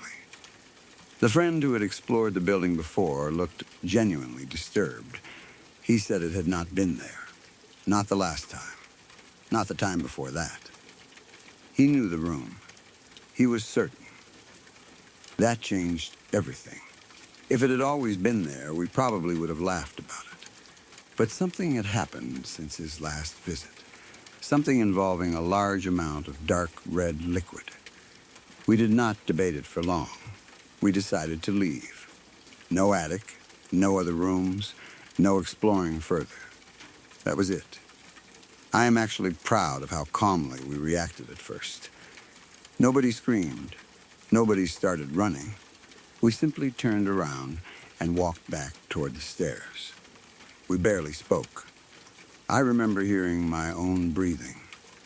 I remember thinking about the tissues downstairs, the sanitary pad, the red floor, and wondering whether they were connected. Maybe someone had been injured. Maybe someone had been attacked. Maybe we had walked into a place where something had happened very recently. The thought that frightened me most was that whoever caused all that blood might still be somewhere inside. We walked downstairs. Still nothing. No voices. No movement. The entire building remained silent. We reached the room with the broken window. At that point, I started feeling slightly better. We were only seconds away from being outside. One of the boys moved toward the opening. Then we heard it. Bang, a huge impact from upstairs. All four of us froze. It was loud enough that I felt it through the building. For maybe 1 second, nobody moved. Then came another sound. Heavy stomping. Fast movement. Running directly above us. That calm rule I mentioned earlier? Gone. Completely gone. Someone shouted. Hello? Another person yelled, "We're leaving." I think I shouted something like, "We don't want any trouble." The movement did not stop. Heavy footsteps. Banging, something rushing across the floor above our heads. The boys started climbing through the window. Because of the board, only one person could get through at a time. That made the panic worse. One boy squeezed out. Then another. They held the board back from outside so it would not catch anyone. I was last. I remember standing there while the others went through, staring toward the staircase. That was probably the most scared I have ever felt inside an abandoned building. I kept thinking somebody was going to come flying down those stairs. A squatter.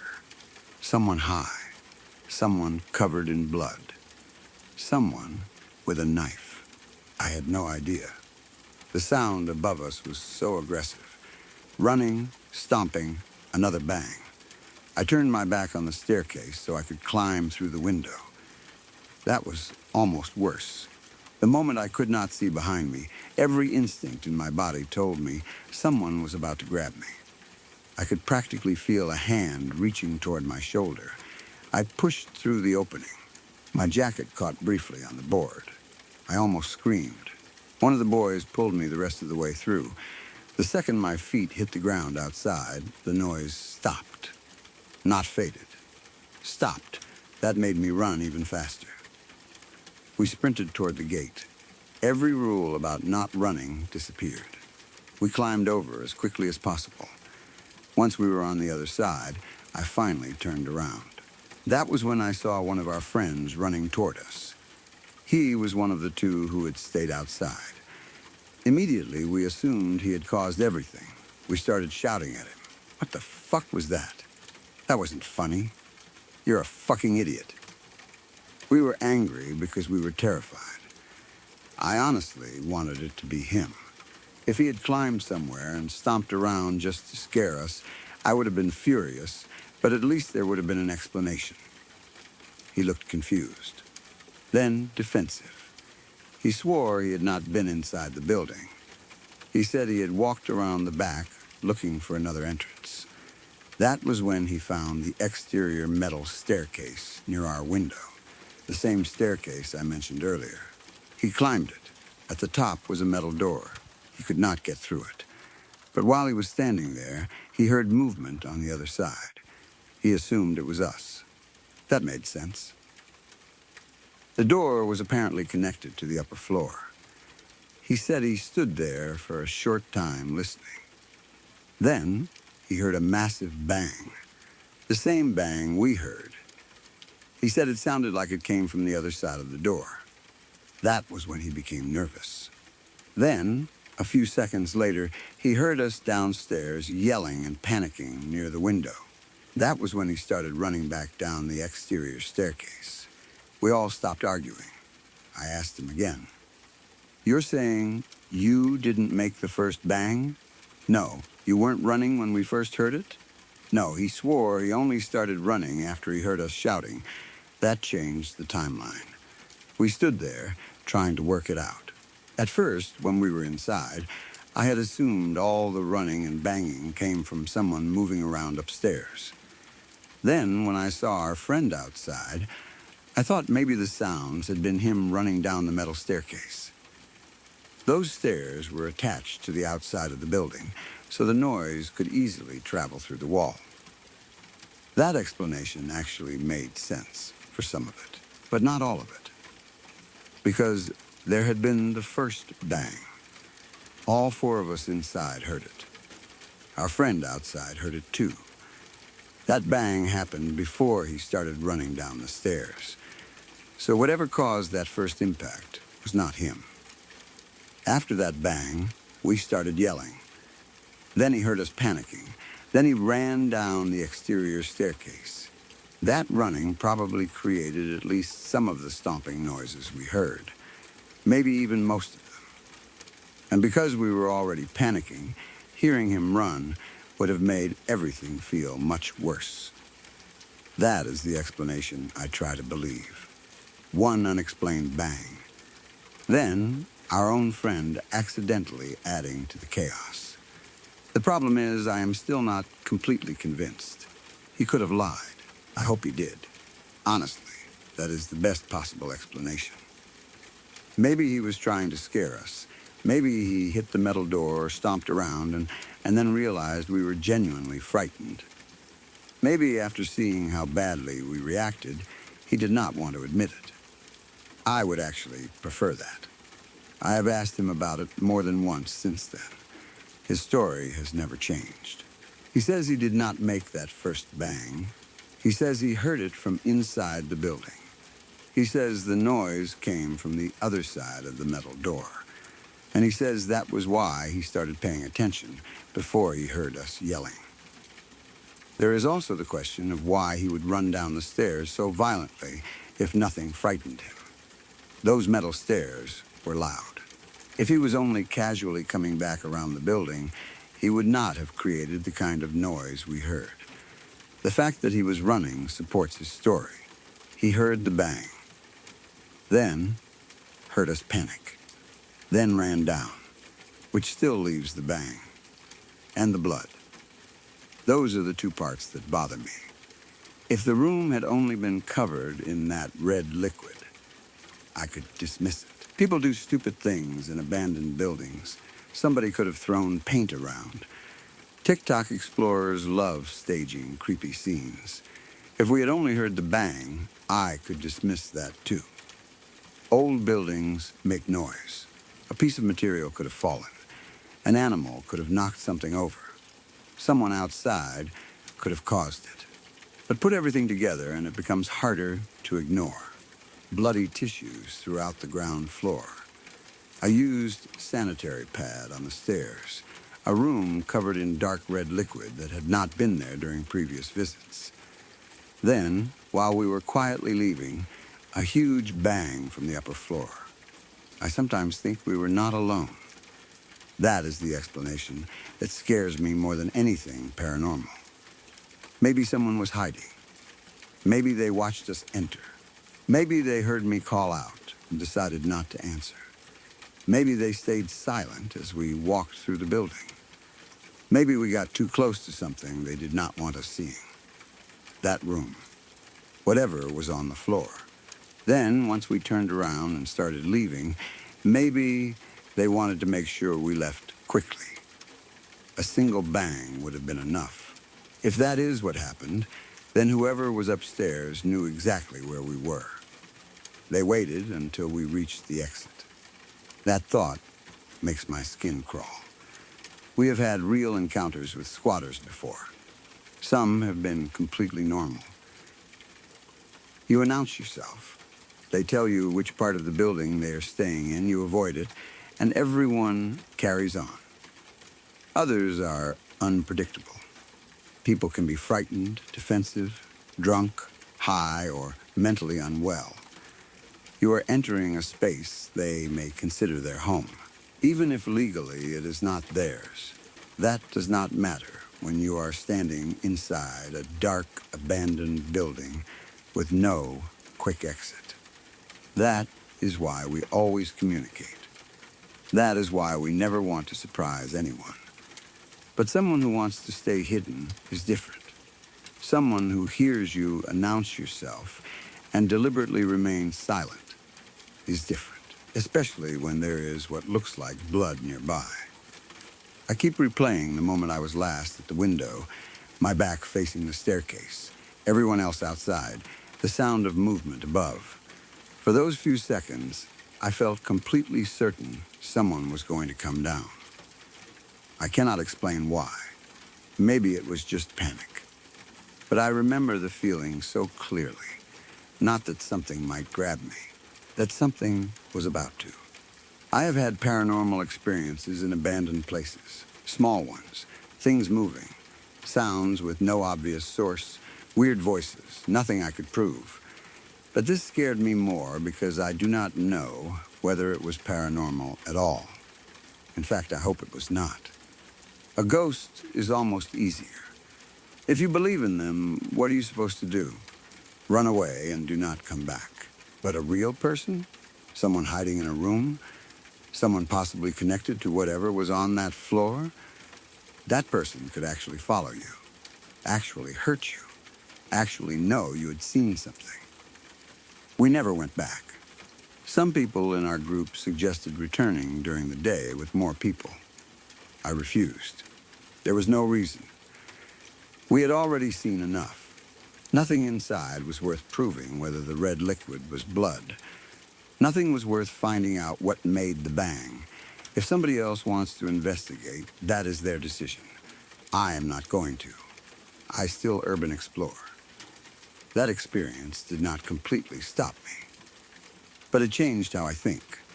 We are more careful now. If we see signs that someone has recently been living somewhere, we take it much more seriously. Fresh food, blankets, blood, human waste, anything like that, we leave. There is a difference between exploring an abandoned building and accidentally walking into somebody's home. And there is an even bigger difference when you do not know what kind of person considers that building home. People ask me what I think really happened. I do not know. The simple version is probably this. Our friend climbed the exterior stairs. Something inside the building fell or shifted and made the first bang. We panicked. He heard us and ran down the metal stairs. The noise from him running made us think someone was chasing us through the upper floor. We escaped. The red liquid was probably paint or some stupid prank. That is the logical explanation. It is the one I try to stick with. But then, I remember our friend's face when we accused him. He looked genuinely confused. I remember him saying that the bang came from the other side of the metal door. And I remember how completely silent that building had been before it happened. Not even settling noises. Nothing. Then one loud impact. Right after we found that room and decided to leave. Maybe it really was coincidence. Maybe old buildings make old building noises. Maybe teenagers poured red paint everywhere and we scared ourselves. Maybe my friend is lying and still refuses to admit he was messing with us. That is honestly what I hope. Because if he is telling the truth, then someone or something was upstairs with us. Something that stayed completely silent while we explored. Something that did not answer when I called out. Something that waited until we were at the only window we could use to escape. And then it let us know it was there. I have had much more direct encounters with squatters and security since then. I have had people shout in my face.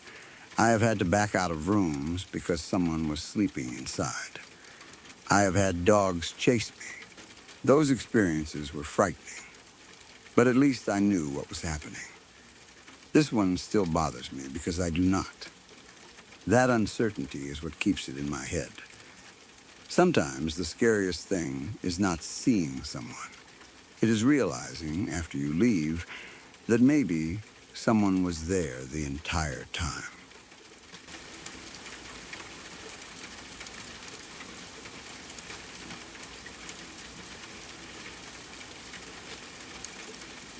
I'm a 21-year-old college student in the Midwest. I'm leaving out the name of the school because I still live close enough to campus that I don't want people figuring out who I am. I'm going into my third year, and I'm an English major. At the beginning of last semester, I got assigned a random roommate. He was 24, a few years older than me, and also studying English. That was honestly the only thing I cared about when I filled out the housing form. I didn't need someone who had the same hobbies, music taste, or personality as me. I just thought it would be nice to live with someone in the same major so we would at least have something to talk about. For privacy, I'm not going to use his real name. I'll call him Daniel. Daniel was strange, but not in a way that immediately worried me. He was quiet. He read constantly. He had a habit of sitting on the edge of his bed late at night with a book open in one hand while staring at the wall instead of actually reading. I noticed it a few times, but when I asked what he was doing, he would blink like he had just woken up and say he was thinking. He was heavily into Haruki Murakami. That was actually how we first bonded. I had read a couple of Murakami novels for fun and mentioned one when I saw a stack of his books on Daniel's desk. He suddenly became much more talkative. He had almost all of them. Norwegian Wood, The Wind-Up Bird Chronicle, 1Q84, Kafka on the Shore. That last one was his favorite. He told me he liked Murakami because the stories reminded him of his family. I remember laughing a little when he said that. "What kind of family do you have?" He smiled. "A complicated one." That was all he said. Later, I learned he had a stepsister and some other difficult family relationships, and I made a joke about Kafka on the Shore being a pretty concerning book to relate to your own life. He did not laugh. He just looked at me for a few seconds and said, "People think stories are metaphors because they don't want to believe they can be instructions." I remember that sentence because it was one of those things that sounded intelligent enough that I assumed I was missing some literary reference. I asked what he meant. He shrugged. Nothing. Our roommate situation was otherwise fine. We had different schedules, so we were not constantly around each other. I had morning classes most days. Daniel preferred afternoon and evening classes. Sometimes I would come back and find him asleep. Other times he would be sitting at his desk, writing pages by hand. He used yellow legal pads instead of his laptop. I once asked what he was working on. He covered the page immediately. Just notes. For class? Sort of. I did not push. I had my own work. As the semester continued, I started noticing that Daniel did not seem healthy. It started with headaches.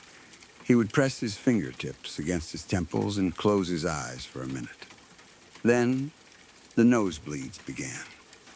At first, they were small. He would get up suddenly during a conversation and go into the bathroom. When he returned, there would sometimes be a little dried blood around one nostril. I told him he should see a doctor. He said he already had. What did they say? Nothing useful. You're getting nosebleeds every week. I know. You ever had them before? He looked at me strangely. Not before here. I thought he meant before moving into our room. That worried me slightly because the dorm building was old. I started wondering if there was mold, bad ventilation, or extremely dry air. I bought a cheap humidifier. Daniel told me to turn it off. Why? The sound bothers me. It barely made any noise, just a soft vibration. Still, I stopped using it. A couple of weeks later, I woke in the middle of the night because Daniel was standing beside the window. He had his forehead pressed against the glass. I checked my phone. It was around 2:40 in the morning. "Daniel?" He did not move. "What are you doing?"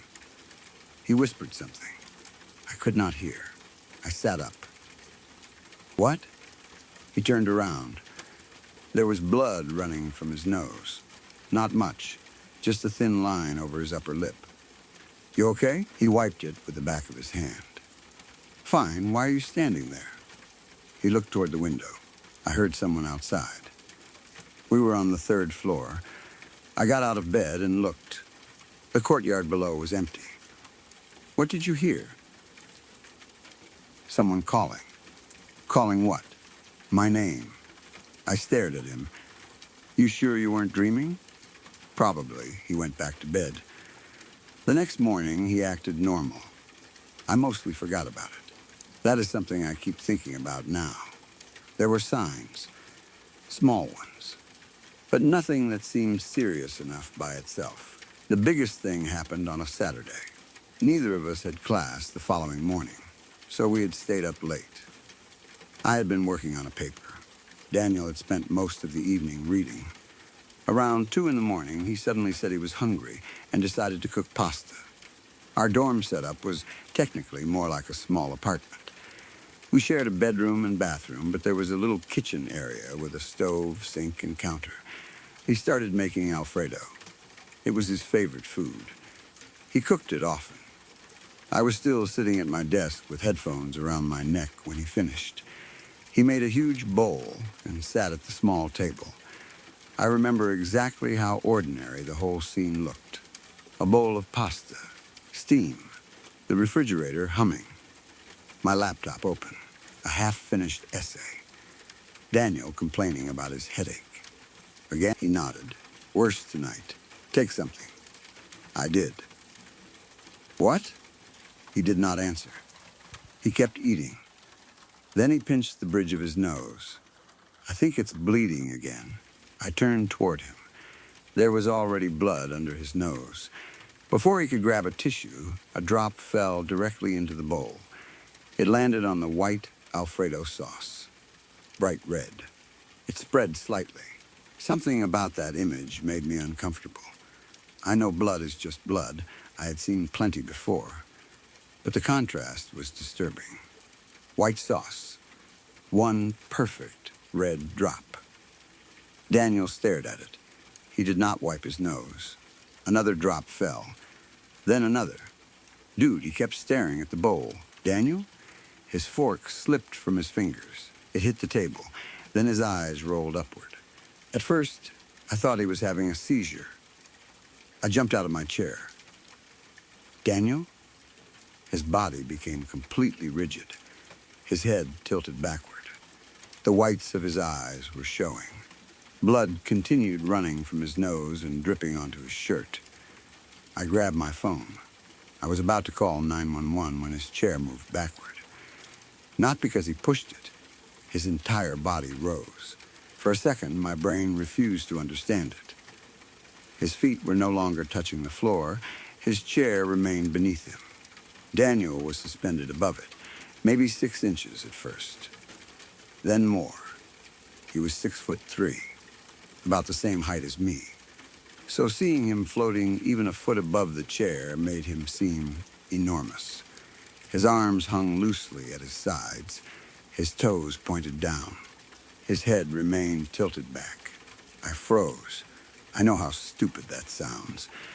I should have called emergency services immediately. I should have run.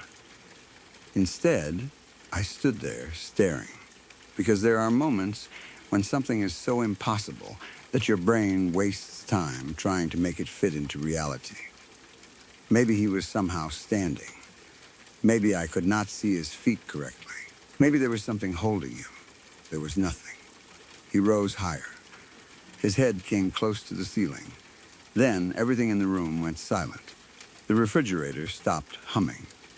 My laptop fan stopped. The ventilation stopped. At exactly that moment, I heard a clock. A deep chime. One, I looked around. We did not own a grandfather clock. There was no large clock anywhere in the apartment. 2, the sound seemed to come from inside the walls. 3, I grabbed my phone, 3:00 a.m. The screen flickered. The clock app opened by itself. For a second, the numbers did not say 3:00. They showed symbols, long black shapes that looked almost like letters, but not from any alphabet I knew. Then the normal time returned. Daniel made a noise, a wet choking sound. His head snapped forward. Crack, I flinched. His right arm bent backward.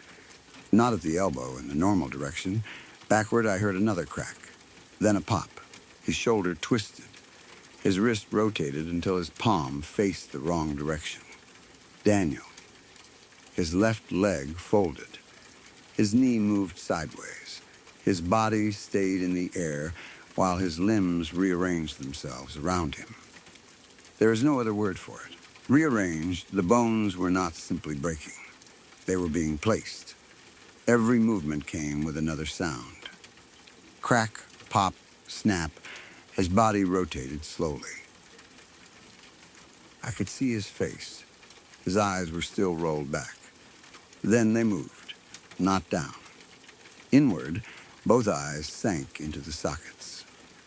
I watched them disappear. There was no blood at first. The eyeballs simply pulled backward as though something behind his skull was drawing them in. Then the sockets were empty. Dark holes. Blood started running from them a few seconds later. I remember screaming his name. I will not use the real one here. Daniel. His head turned toward me. I do not know how he knew where I was. He had no eyes. Can you hear me? His mouth opened. Nothing came out. I stepped backward. Are you okay? Obviously, he was not okay. I do not know why I said it. Panic makes you stupid. His mouth opened wider. The corners split slightly. Then he spoke. Shwelapowai, that is the closest spelling I can give. Shwel-o-powai. Maybe the sound was strange. Some parts came from his throat. Other parts seemed to come from somewhere behind me. I had never heard the word before. I am an English major, which obviously does not mean I know every language, but it did not sound like normal English or any language I recognized. He repeated it. Shwelapowai. The second time, the room changed. The light above us dimmed, not off. Dimmed, the corners of the room became darker than they should have been. The kitchen seemed farther away. I know that sounds impossible, but the distance between me and the kitchen counter looked wrong. The apartment felt longer, deeper, like the walls had moved while I was not looking. Then I saw something behind him. At first, I thought it was a shadow. It stood near the bathroom door, very tall, too tall for the room. Its upper body seemed bent beneath the ceiling. I could not see a clear face.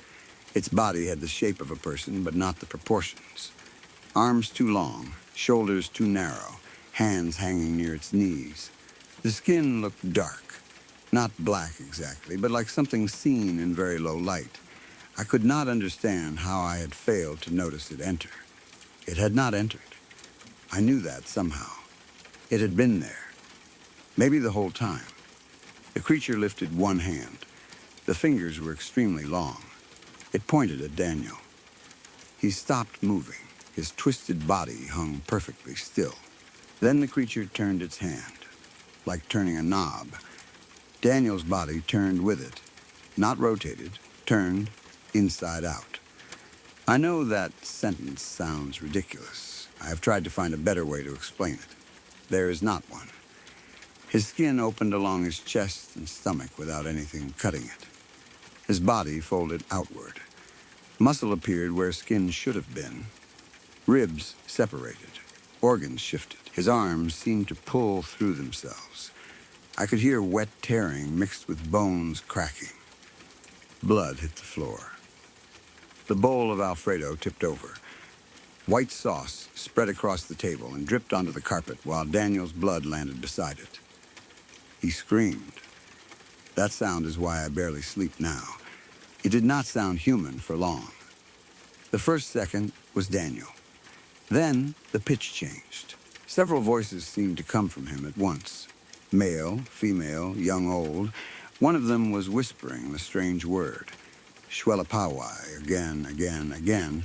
I backed into the wall. The creature continued turning its hand. More of Daniel unfolded.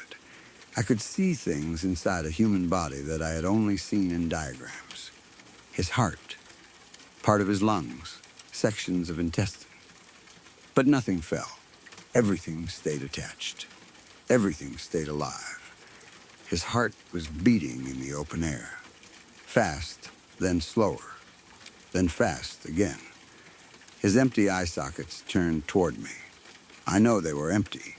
I know he could not see. But he looked at me. Then the creature lowered its hand. Daniel dropped. He hit the floor with a wet impact. I ran. I do not remember deciding to move. I grabbed the door handle and pulled. Locked. I had not locked it. I twisted the deadbolt. It would not turn. Behind me, something scraped across the floor. I did not look back. I pulled harder. Nothing. Then I heard Daniel's voice. Normal. Help me. I froze. Please. It sounded exactly like him.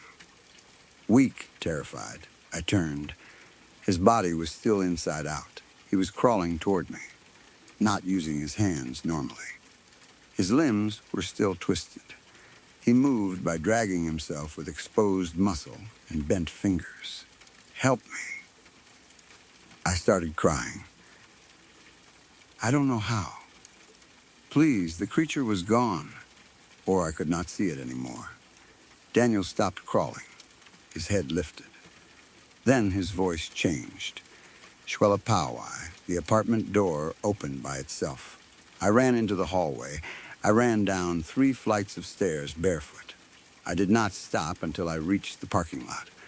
I called 911 from outside. The dispatcher had trouble understanding me. I said my roommate was injured. I said he had some kind of seizure. I did not tell them he had been floating. I did not tell them he had turned inside out. Police and paramedics arrived. I waited outside. 2 officers went in first. Then, the paramedics.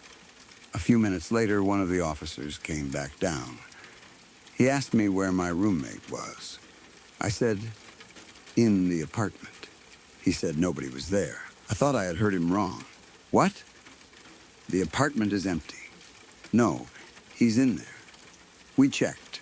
There's blood everywhere. The officer looked at me strangely.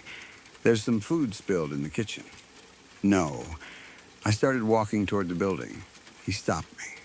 Sir, my roommate is up there. Calm down. I watched him. I stopped. I could not say it. I watched him turn inside out. How do you tell a police officer that? They took me upstairs. The apartment looked normal. Almost Daniel was gone. No blood, no body, no broken bones. The bowl of Alfredo was on the floor. Sauce everywhere. His chair was tipped over. That was it. His room was still full of his belongings. Books, clothes, laptop, phone charger, everything. His phone was missing. The police called him, straight to voicemail. I kept asking them to check the bathroom, the closet, under the beds. They did. Nothing. I told them he had been bleeding. One officer found a small spot of blood on a tissue in the trash. That was all. The police thought we had been drinking or taking drugs. I was sober. They tested me. Nothing. They asked whether Daniel might have left while I was panicking. I said no. There was only one exit. I had been standing in front of it. They checked the security cameras in the hallway. That made things worse. The camera outside our apartment showed me leaving at 3:07 a.m. Alone, nobody else came out. Nobody entered before that. Daniel never left. The footage from earlier that evening showed both of us returning after dinner. He was clearly inside. Then after 3:07, only I appeared. No Daniel. His family was contacted. His mother called me. She was frantic. I told her I did not know where he was. That was technically true. Then she asked something strange. Did he say anything before he disappeared? I almost lied. Then I said a word. Silence, what word? I tried pronouncing it. Shwelapawai, she hung up. Just ended the call. I called back. No answer. Later that day, Daniel's stepsister contacted me. She asked me not to call the family anymore. I asked why. She said everyone was upset. Then I asked if she knew the word. She stopped responding. That night, I searched it online. Nothing useful. Different spellings gave me nothing. I searched phonetic variations. No language translation. No mythology. No medical term. Nothing. I barely slept. The university let me move into a temporary room while police investigated Daniel's disappearance. His family collected his belongings, except the Murakami books. For some reason, those were left behind. The housing staff asked if they belonged to me. I said no. They put them in a cardboard box. A few days later, the box appeared outside my new room. I do not know who brought it. I should have thrown it away. Instead, I opened it. Kafka on the Shore was on top. There were notes in the margins. Most were normal literary comments. Then I found one near the middle. Written in Daniel's handwriting, a person can be opened without being killed. I stared at it for a long time. Farther into the book, the body is only the side facing outward. Then, if it says your name, do not answer with yours. That one scared me. I checked other books. The Wind-Up Bird Chronicle had more notes. Some made no sense. Doors do not open. They exchange sides. A room can have an interior facing somewhere else. 3 is the hour because 3 is a hinge. Then, on the final page, Shwelapawai is not a word. It is an instruction. I dropped the book. I contacted his stepsister again. I sent her a photograph. This time, she answered immediately. Where did you find that? I said Daniel wrote it. She asked if I had heard him say it. I told her yes. She called. Her voice was shaking. She told me Daniel had done something similar when he was 17. Not levitating, not disappearing. But he had started waking at 3 in the morning. Nosebleeds, headaches. His family thought it was stress. Then one night, his mother found him in the bathroom staring into the mirror. His nose was bleeding heavily. He kept repeating the same strange word. They took him to the hospital. He remembered nothing the next morning. For years, it never happened again. Until college. I asked what the word meant. She said she did not know. Then why did your mother hang up when I said it? She stayed quiet. Finally, she told me their grandmother had used the same word. Before she died. Their grandmother had dementia. At least, that was what the family believed. Near the end of her life, she would sometimes point toward empty rooms and become terrified. She claimed people were standing on the wrong side. She also said something about the family being opened. Everyone dismissed it. Then one night, she died in her sleep. Her body was found twisted in bed. The official explanation was complications after death and movement during a seizure. Daniel had been 12. He saw the body. I asked if Daniel believed his grandmother. His stepsister said yes. That explained the strange notes. The books. His comment about stories being instructions. He had been researching something. He had known at least part of what was happening. The police never found him. It has been almost 4 months. There has been no bank activity, no phone signal, no social media, nothing officially. He is still missing. I moved out of student housing entirely. I live in a small apartment now. Alone, I keep every light on at night. I know that sounds childish. I do not care. For the first few weeks, nothing happened. Then, the nosebleeds started. Mine, the first one happened while I was brushing my teeth. One drop fell into the sink. I stared at it. Then another. I immediately remembered Daniel's Alfredo. I nearly threw up. The headaches came next. Always late at night. Always worse near 3. I went to a doctor. They ran tests. Everything normal. I told myself it was stress, trauma, lack of sleep. Then I started hearing the clock. There is no grandfather clock in my apartment. At 3:00 a.m., I sometimes hear 3 deep chimes. 1, 2, 3. Last week, I woke standing beside my bedroom window. My forehead was pressed against the glass. I had no memory of getting out of bed. There was blood under my nose. Outside, someone was standing in the parking lot. Tall, thin, I could not see the face. When I turned on the light, it disappeared. 2 nights ago, I found a book on my desk. Kafka on the Shore. Daniel's copy.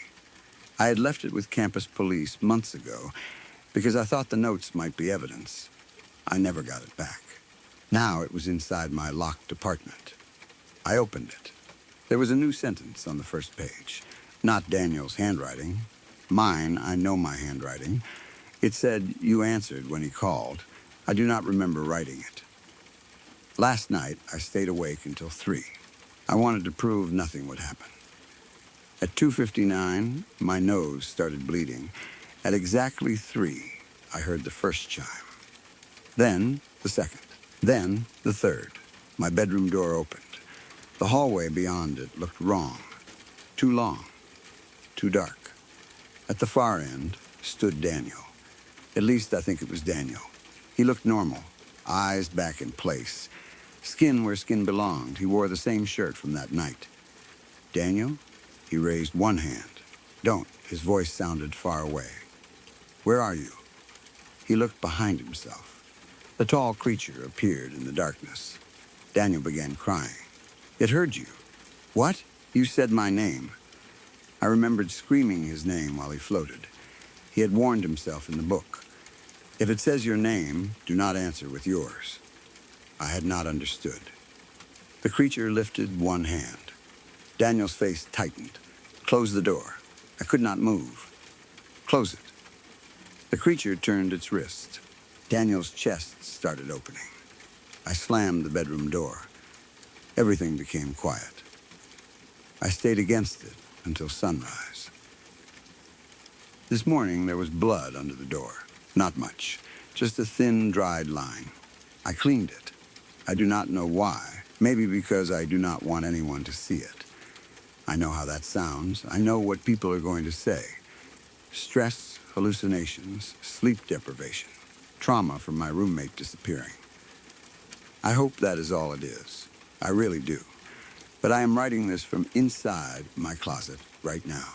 It is almost 3 in the morning. I have my phone. The bedroom light is on. The closet door is closed.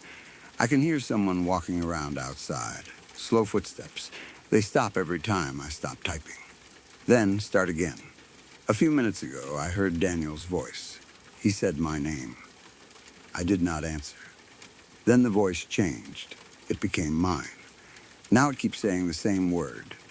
Shwelapawai, over and over. I still do not know what it means. But I believe Daniel's note. It is not a word. It is an instruction. And whatever he instructed that night did not stop when he disappeared. I think it moved on to me. So if anyone has ever heard that word before, or seen someone levitate, twist, or somehow turn inside out without dying, please tell me. Because I need to know whether I am losing my mind. And if I am not, I need to know what happens after the third chime. It is 2:59 now. I can hear the clock starting. 1, the footsteps outside the closet just stopped. 2, something is breathing on the other side of the door. And I think the third chime is about to sound.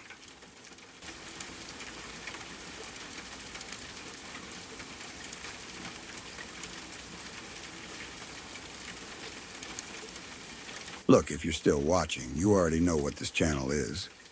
No jump scares, no fake drama, just real stories about real people who survive things most of us can't even imagine. And that's scarier than any movie could ever be.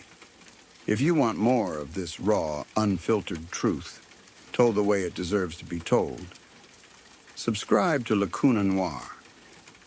We're not here to waste your time. We're here to tell the stories that actually matter. Thanks for listening. Now go get some sleep, if you can.